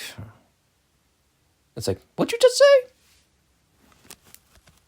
Oh, big mistake, man. Big mistake, Hank. Like, you do not say that. You should have said you're cute even when you're blue. It's like, you kind of hurt Raven's feelings there, buddy. Now, Mystique made her comic book debut in Ms. Marvel number 18, as I mentioned in my commentary companions episode to the first X-Men film. She was created by Chris Claremont and Dave Cockrum, who play a big role in X-Men. Now, she first confronted the X-Men in Uncanny X-Men number 141 in 1981, written by Chris Claremont and co-written and illustrated by John Byrne. And this would actually be the basis for the Days of Future Past storyline. But I'll talk about Days of Future Past later when I do a commentary companions episode for X-Men Days of Future Past.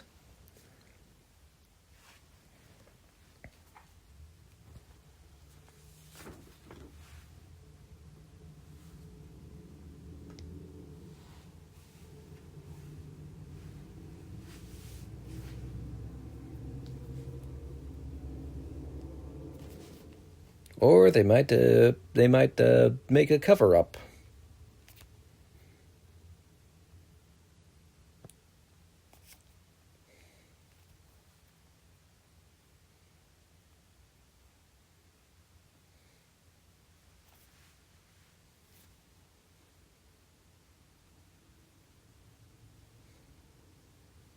Yeah, what could possibly go wrong?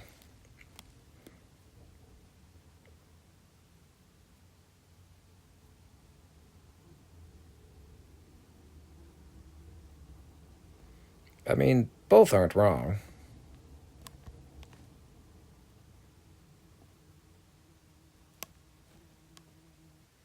And he was right. It's like he just doesn't care. We're now going to this scene. And actually, it's not too far off from Hank McCoy's origins of becoming his furry self.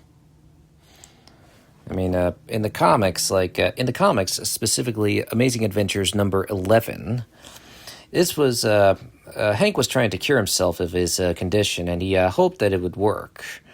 But apparently, he underestimated the strength of the potion that he made, and it resulted in things getting rather beastly and furry. Now, Amazing Adventures number 11 was written by Jerry Conway and illustrated by Tom Sutton. Oh boy, he's looking blue.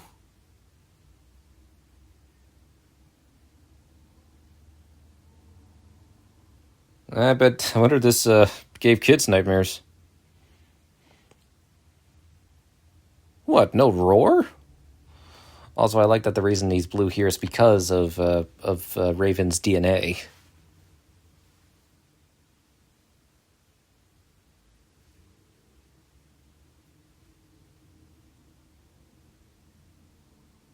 Oof.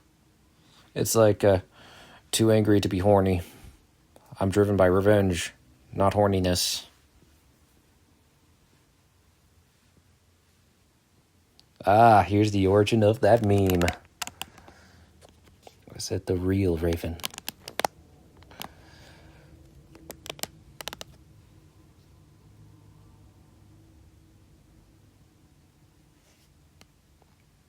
Perfection.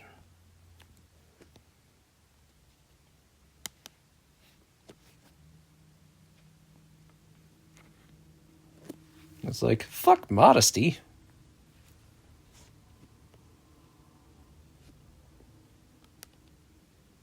I mean, where's the fun in covering up a tiger? That's kind of lame.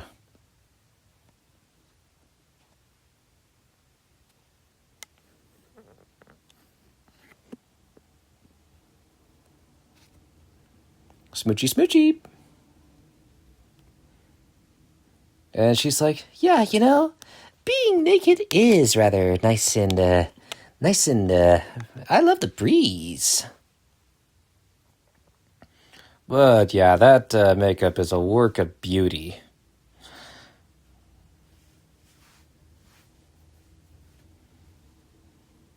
Do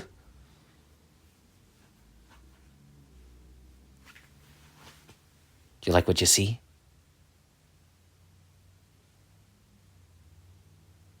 Yeah.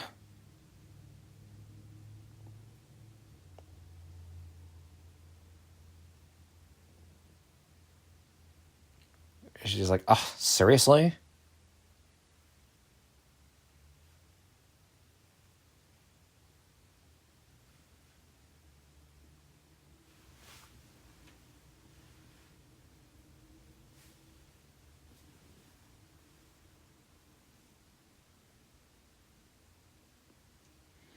This kind of contributes to her bitterness in saying lines like, people like you are the reason I was afraid to go to school.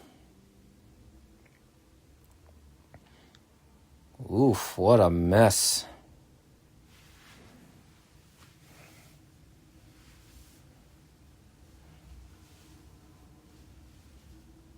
Definitely not Riptide.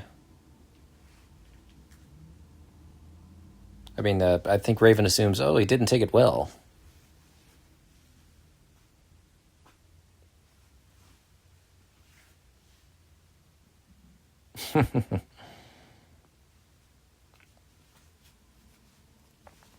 Ah, that's a nice shot. That's a nice jet. It's the X-Men jet. And I also love that this film finally introduces the comic book yellow suits from the 1960s instead of that boring black leather.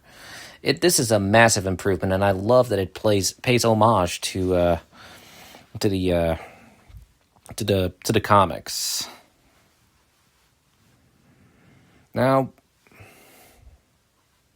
originally in Amazing Adventures, Beast's fur was gray, but due to a coloring error in Amazing Adventures, he later on got his signature blue fur, which was written by Steve Mengelhart.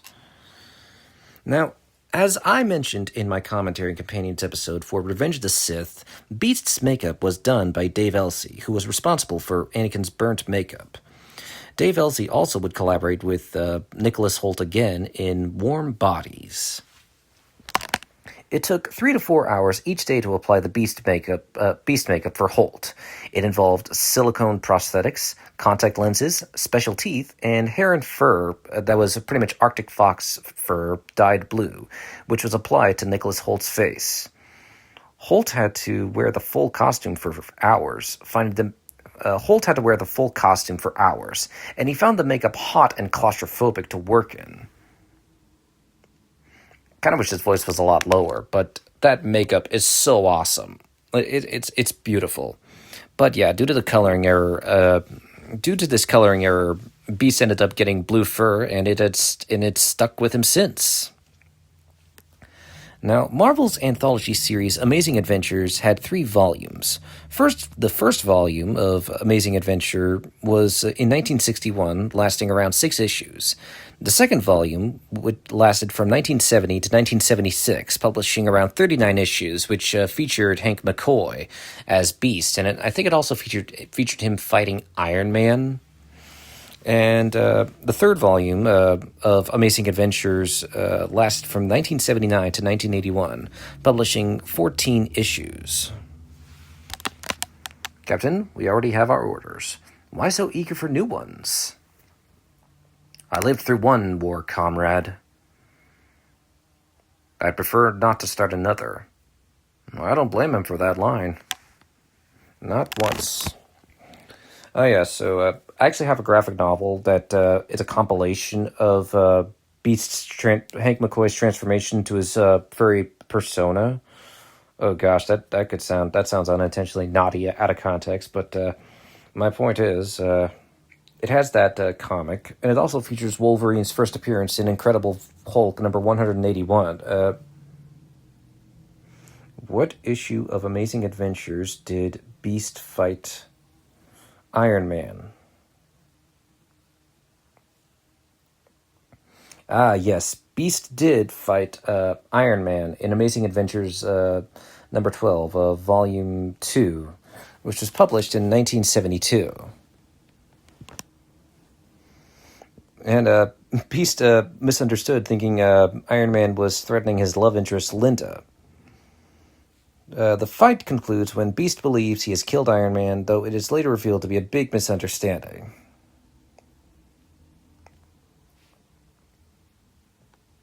RLC, you are ordered to turn around.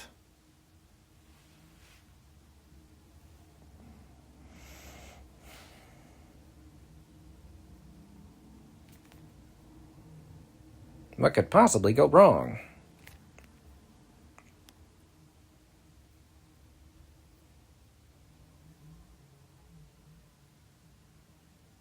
Ah.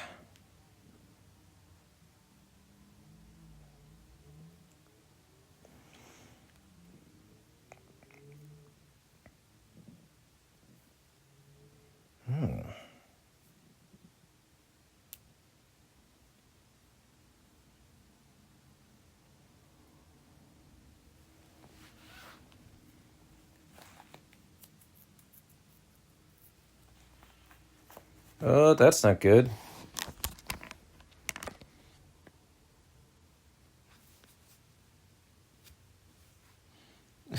And he's probably thinking, this is not above my pay grade.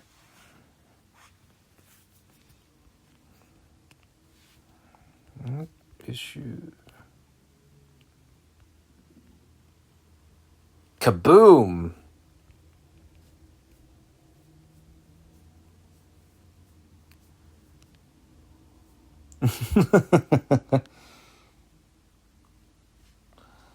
Review.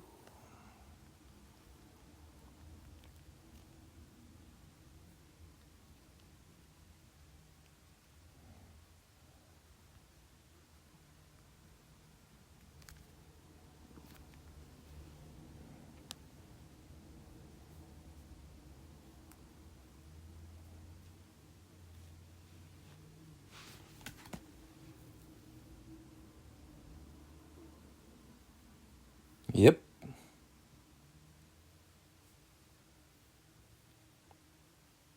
It's time to get to work.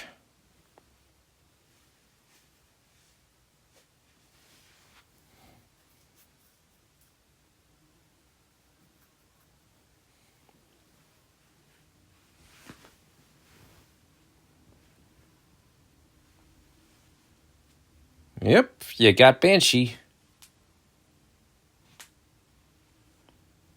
Beast has a look that says, let's do this. Kinda looks like a shit-eating grin.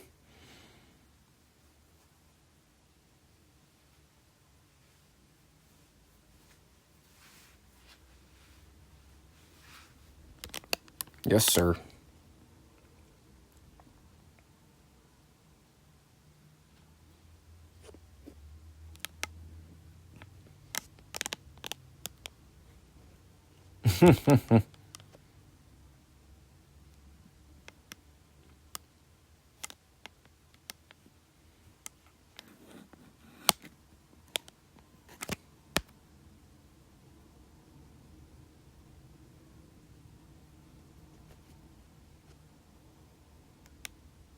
Get set.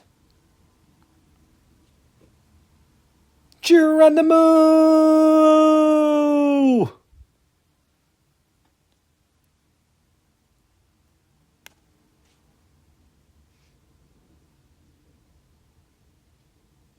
Well, let's hope he can swim. This girl's got him scared to death. Hope he doesn't see right through me.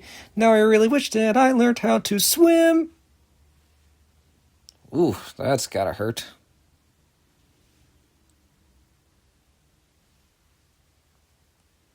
Perfect.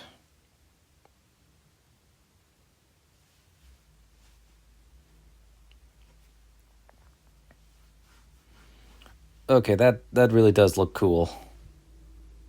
It looks so perfectly symmetrical. Very nice.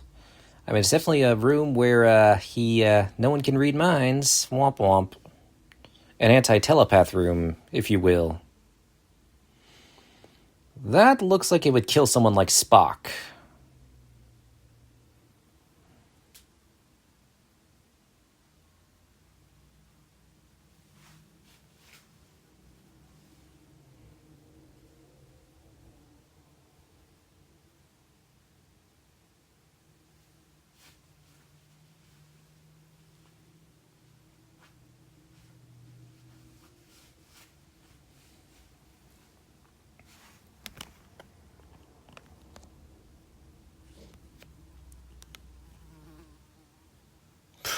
Great, now I got a fly in the room. I guess this is the fly on the wall, watching what I'm doing.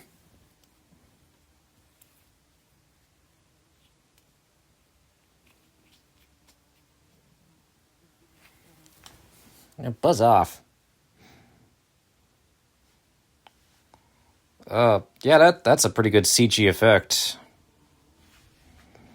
It looks cool and definitely more convincing than the effects in Green Lantern, that's for sure, and I'm sure Ryan Reynolds would agree.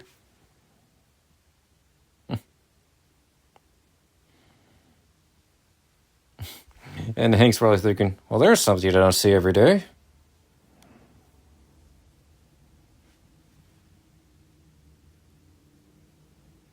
And of course, I think it's paired wonderfully with Henry Jackman's score. So yeah, let's see.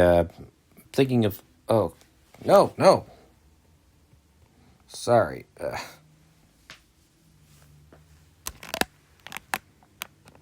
Okay, so I'm thinking, let's see. Jackman scored for the Kick-Ass films. He scored for X-Men First Class. He scored for Captain America the Winter Soldier, Captain America Civil War. What else? I think he also did... did he also do... No, he didn't do X-Men Days of Future Past. Uh-oh. Now things are gonna spin. Gosh, Riptide. Way to ruin the party.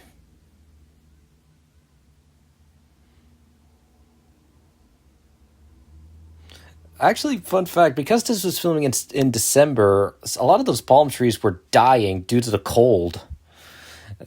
So they had to use heat vacs, I think, to make them stable or something like that. Or maybe I got my facts wrong. I don't know.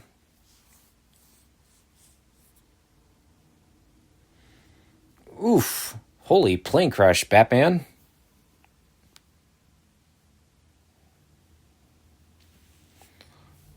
Ugh, let's not do that again. Good save, Eric. That could have crippled Charles. Too soon?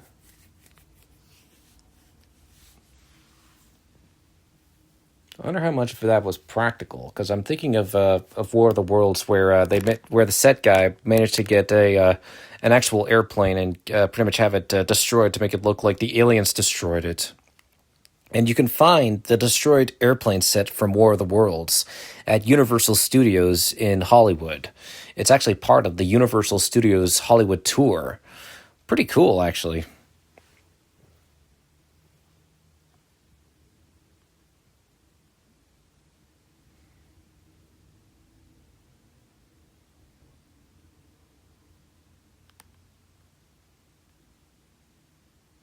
Ah, I sense reluctance in her voice. Yeah, speak of the devil. Yeah, how you like that? Dude went down like a bitch. Damn.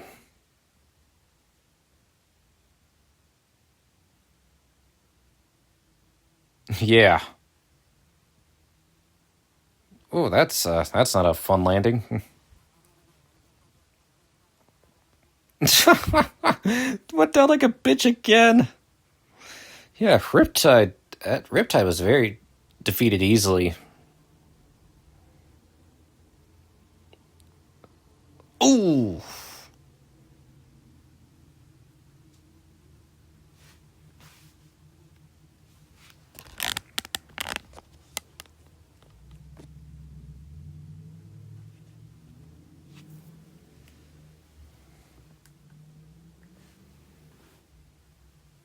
Yep. That was just rude. Well, anyone else that absorbed that nuclear reactor would, well, they'd be dead.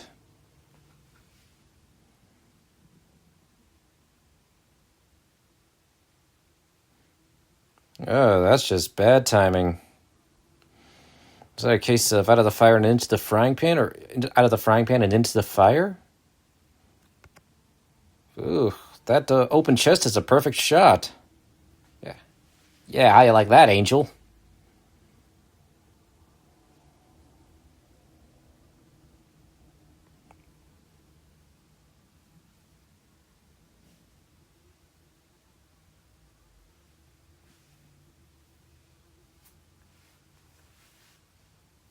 Unless...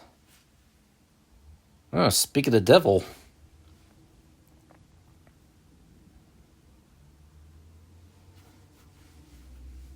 Found him.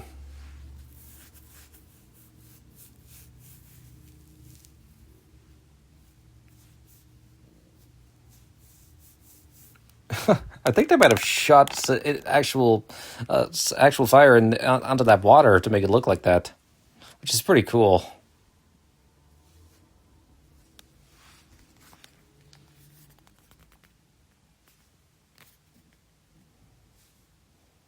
Okay. How many practical effects were used in X-Men First Class?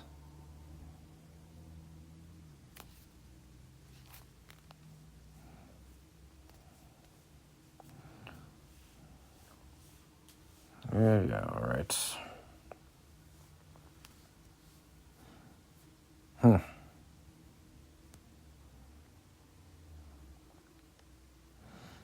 The production, supervised by John Dykstra, used physical props and on-set lighting effects, such as for Sebastian Shaw's energy absorption. A large team from Spectral Motion and Legacy Effects produced the extensive prosthetic lens and creature work, which is actually really cool. Yep, apology not accepted.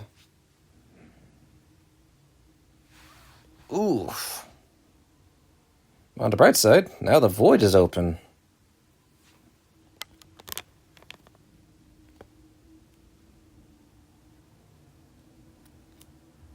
Yeah, sure. You did for him.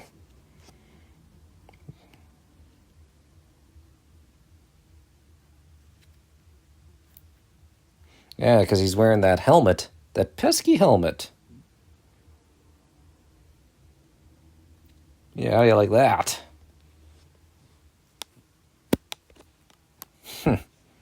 Eat sand, bitch.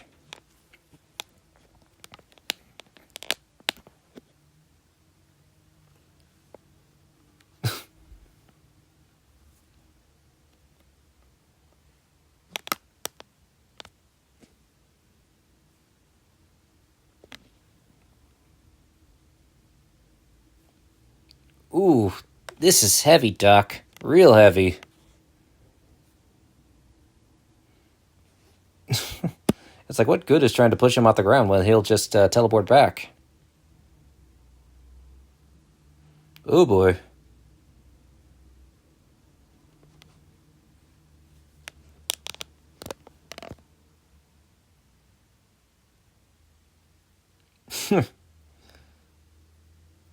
Nice save, Raven.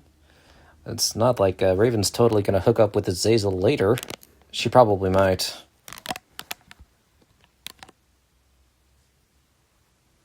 I want to help you. You sound like my dad after beating the shit out of me and pretty much then saying, I want to help you. It's like, yeah, really. It's like, I love you, son. It's like, really? Well, if you're slapping me around like the Three Stooges, you have a very odd way of showing your love for me, Dad. But it fucked me up, too.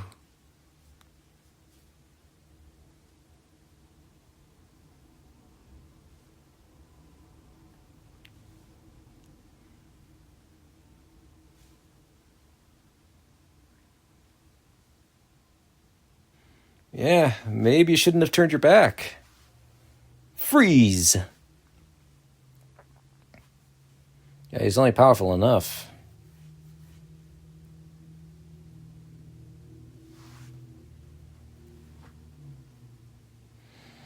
You know, when we saw this in theaters, or maybe when we saw, I'm not sure whether it was in theaters or maybe on TV when my sister watched this scene and oh man, she cringed at how brutal it was.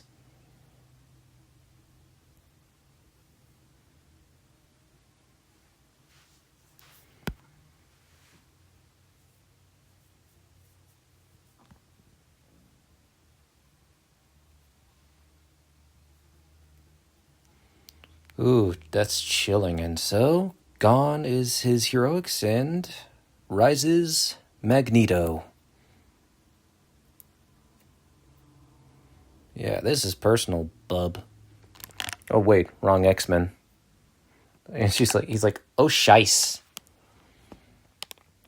I mean, this was foreshadowed in the beginning. Yeah, my sister found this scene to be very intense and painful. She did not like it one bit, and I don't blame her.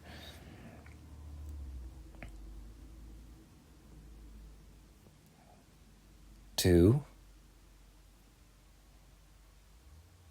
And it just slowly lodges in there like when I dip a chip into nacho cheese. And yeah, that really does earn its PG-13 rating. This is what the stuff. This is why deaths like these are perfect for the PG-13 rating. It's like it doesn't have to be too brutal for an R rating, but it could be brutal enough to be past a PG rating. And it is definitely a satisfying death for someone so despicable like Sebastian Shaw.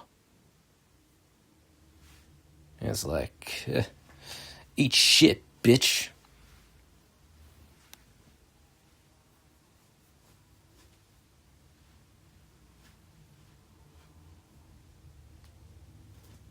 It's like, he don't give a fuck. Yeah, my point exactly.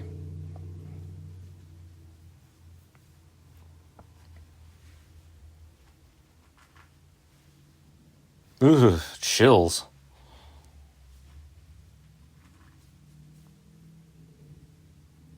Ooh, those sound like some bones came out as well. Riptide's still alive after getting tossed down so easily. I mean, stuff like that would kill someone.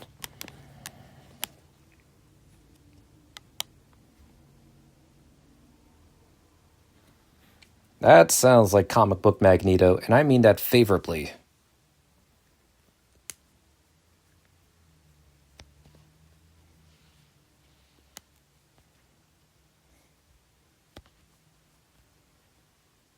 How... Like, I'm almost imagining, yeah, it's like Ian McKellen would say this. Let's see what I can do.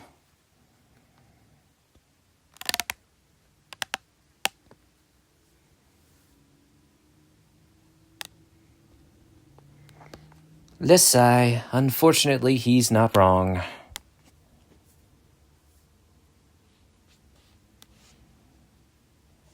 It's like, run, bitch, run!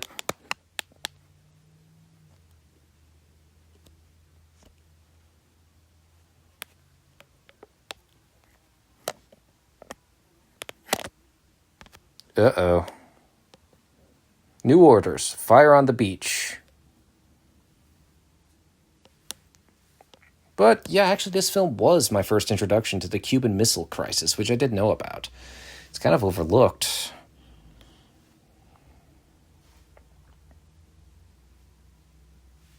I don't need to say fire because you already heard him say it.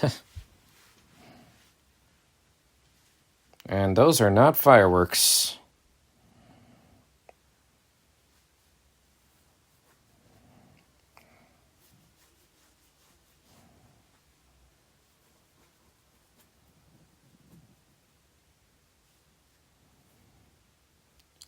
That's so cool, seeing him pretty much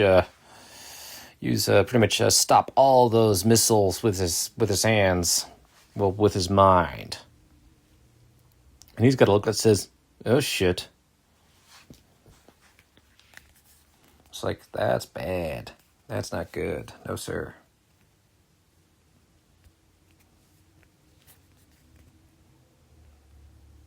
And he means that like a gentleman.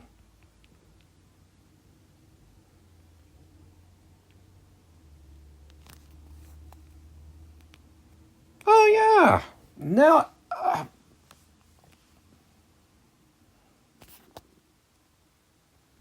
no more. Yeah, that's a damn good line.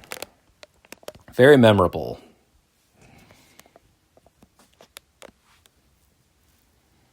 It's like, shit, now I recognize Michael Ironside. I feel like an idiot for not recognizing him. And it's like, I really like Michael Ironside in Total Recall starring Arnold Schwarzenegger. He was such a despicable villain. He was really good. It's like, get off my back. Maybe he was pushing him with the iron in their blood. See you at the party, Richter. Actually, I love how they explode with every punch.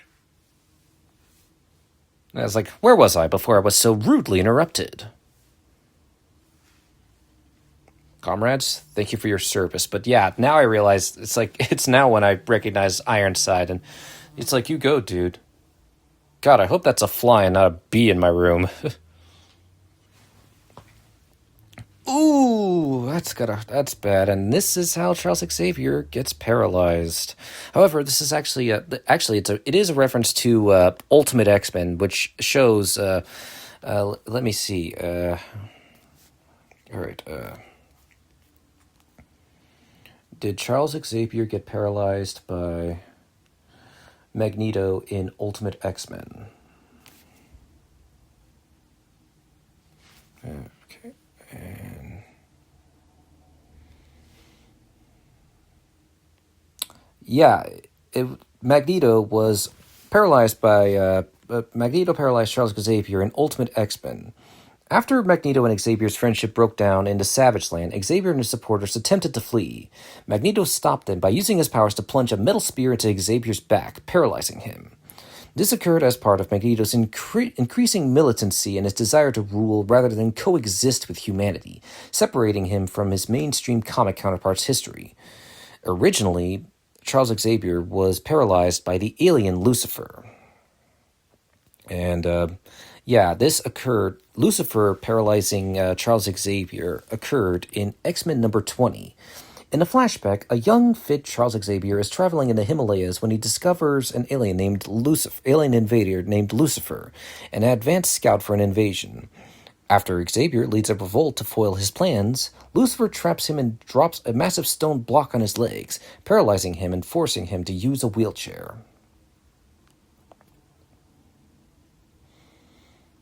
But yeah, now you know, and knowing is only half the battle. G.I. Joe!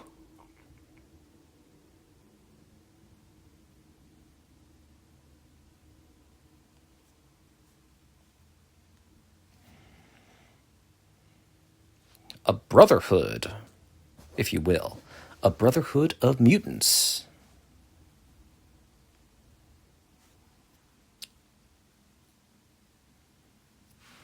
It's like, if you're not with me, then you are my enemy. And they're thinking, well, he did kill our boss. We're not sure how to really feel about that.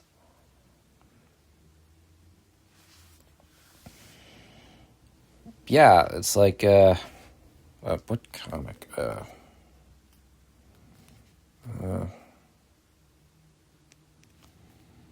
What comic did Mystique join the Brotherhood of Mutants in the comp?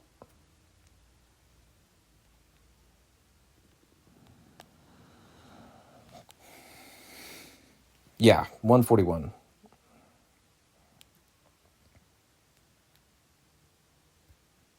Broken Promise.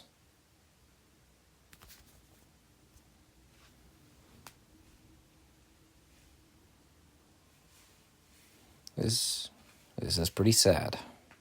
And I'm saying not saying that to be like a troll, like, sad.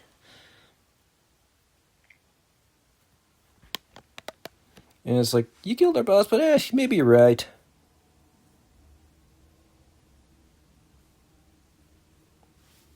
I'm gonna hook up with Azazel and have a kid named Nightcrawler.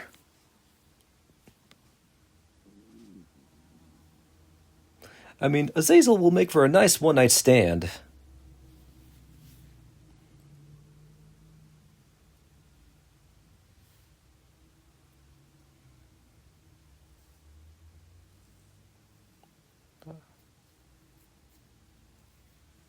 I can't. That's not good.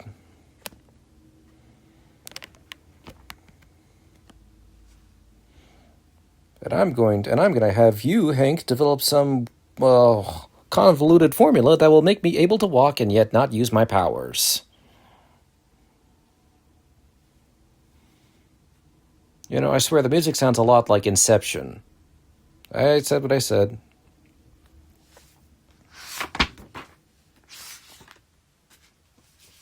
Now, the costume designer for X-Men First Class was Sammy Sheldon Differ, a frequent collaborator of Matthew Vaughn, having done costume designs for his films Stardust and The Kick-Ass Duology. She's also done costume designs for Black Hawk Down, The Hitchhiker's Guide to the Galaxy, Kinky Boots, V for Vendetta, Hellboy 2: The Golden Army, Gulliver's Travels starring Jack Black, The Imitation Game, Ex Machina, Ant-Man, Assassin's Creed, Annihilation, Jurassic World Fallen Kingdom and Jurassic World Rebirth, Eternals, Ant-Man and the Wasp, Quantumania, and Kraven the Hunter. Sorry for not mentioning that sooner. I was like, am I forgetting something? Oh yeah, I did forget this. I mean, this was one of the many facts that I wrote. Ugh. Sorry. That's a crick. A crick in my shoulder. Because I'm doing this while it's kind of sitting/lying down casually. Yep, that's definitely a fly. You're a plump fly.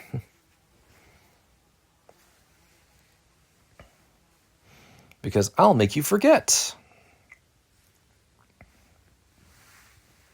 Kind of like the Superman kiss, where he's able to where Superman's able to make Lois Lane forget with a kiss.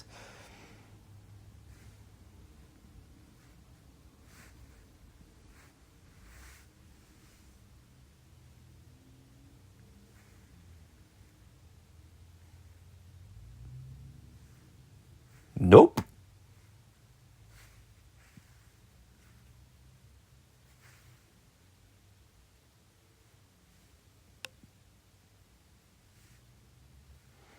We'll see you in the third film. That is so sexist.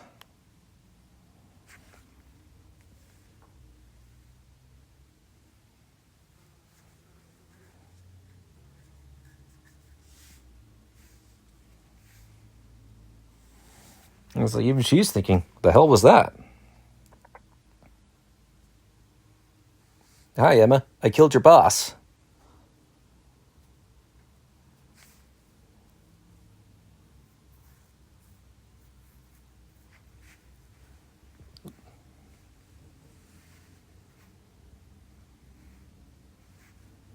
Not like our relationship will really go anywhere. I'll just hook up with some random lady and she'll knock someone up.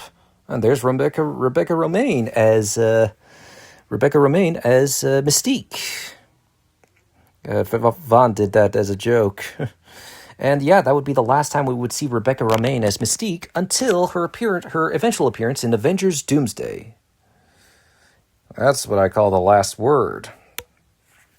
Also, yeah, X-Men First Class is one of the few X-Men films to not have a post-credit scene. I mean, I was kind of expecting a post-credit scene, but it doesn't have a post-credit scene. But yeah, X-Men First Class. I mentioned how X-Men Origins Wolverine was a piping hot mess in my review of the film, but I believed one of the few good things to come out of it as a result was I said that X-Men Origins Wolverine stumbled and fell so that films like X-Men First Class and Deadpool could run and fly, and I still stand by that belief, because for the most part, 15 years later, X-Men First Class still holds up to this day. I mean, it's got a great story, a great acting, a great marriage between practical and digital effects that still hold up 15 years later. It's all around one of the best. It's definitely one of the best X-Men films. I would rank it high. It's definitely one of my favorite X-Men films, right up there. And it was definitely a return to form for the franchise. That it was the comeback that the franchise needed, and it had been pretty much been going strong up until Logan. I mean, they pretty much peaked with Logan and Deadpool 2, and really couldn't recapture it after that. But it was the start of a promising future, a promising Days of Future Past, if you will. And unfortunately, my next Commentary Companions episode doesn't really have the same great qualities that make X-Men First Class so great. That being Ghost Rider, Spirit of Vengeance. I'm kind of not looking forward to making a Commentary Companions episode of that, but hey, I promised I would try my best to do Commentary Companions on all the non-MCU movies to the best of my ability, and I will try to live up to that promise. But anyway, thanks for watching my Commentary Companions episode on X-Men First Class. Be sure to like and subscribe. Don't have a good day. Have a great day.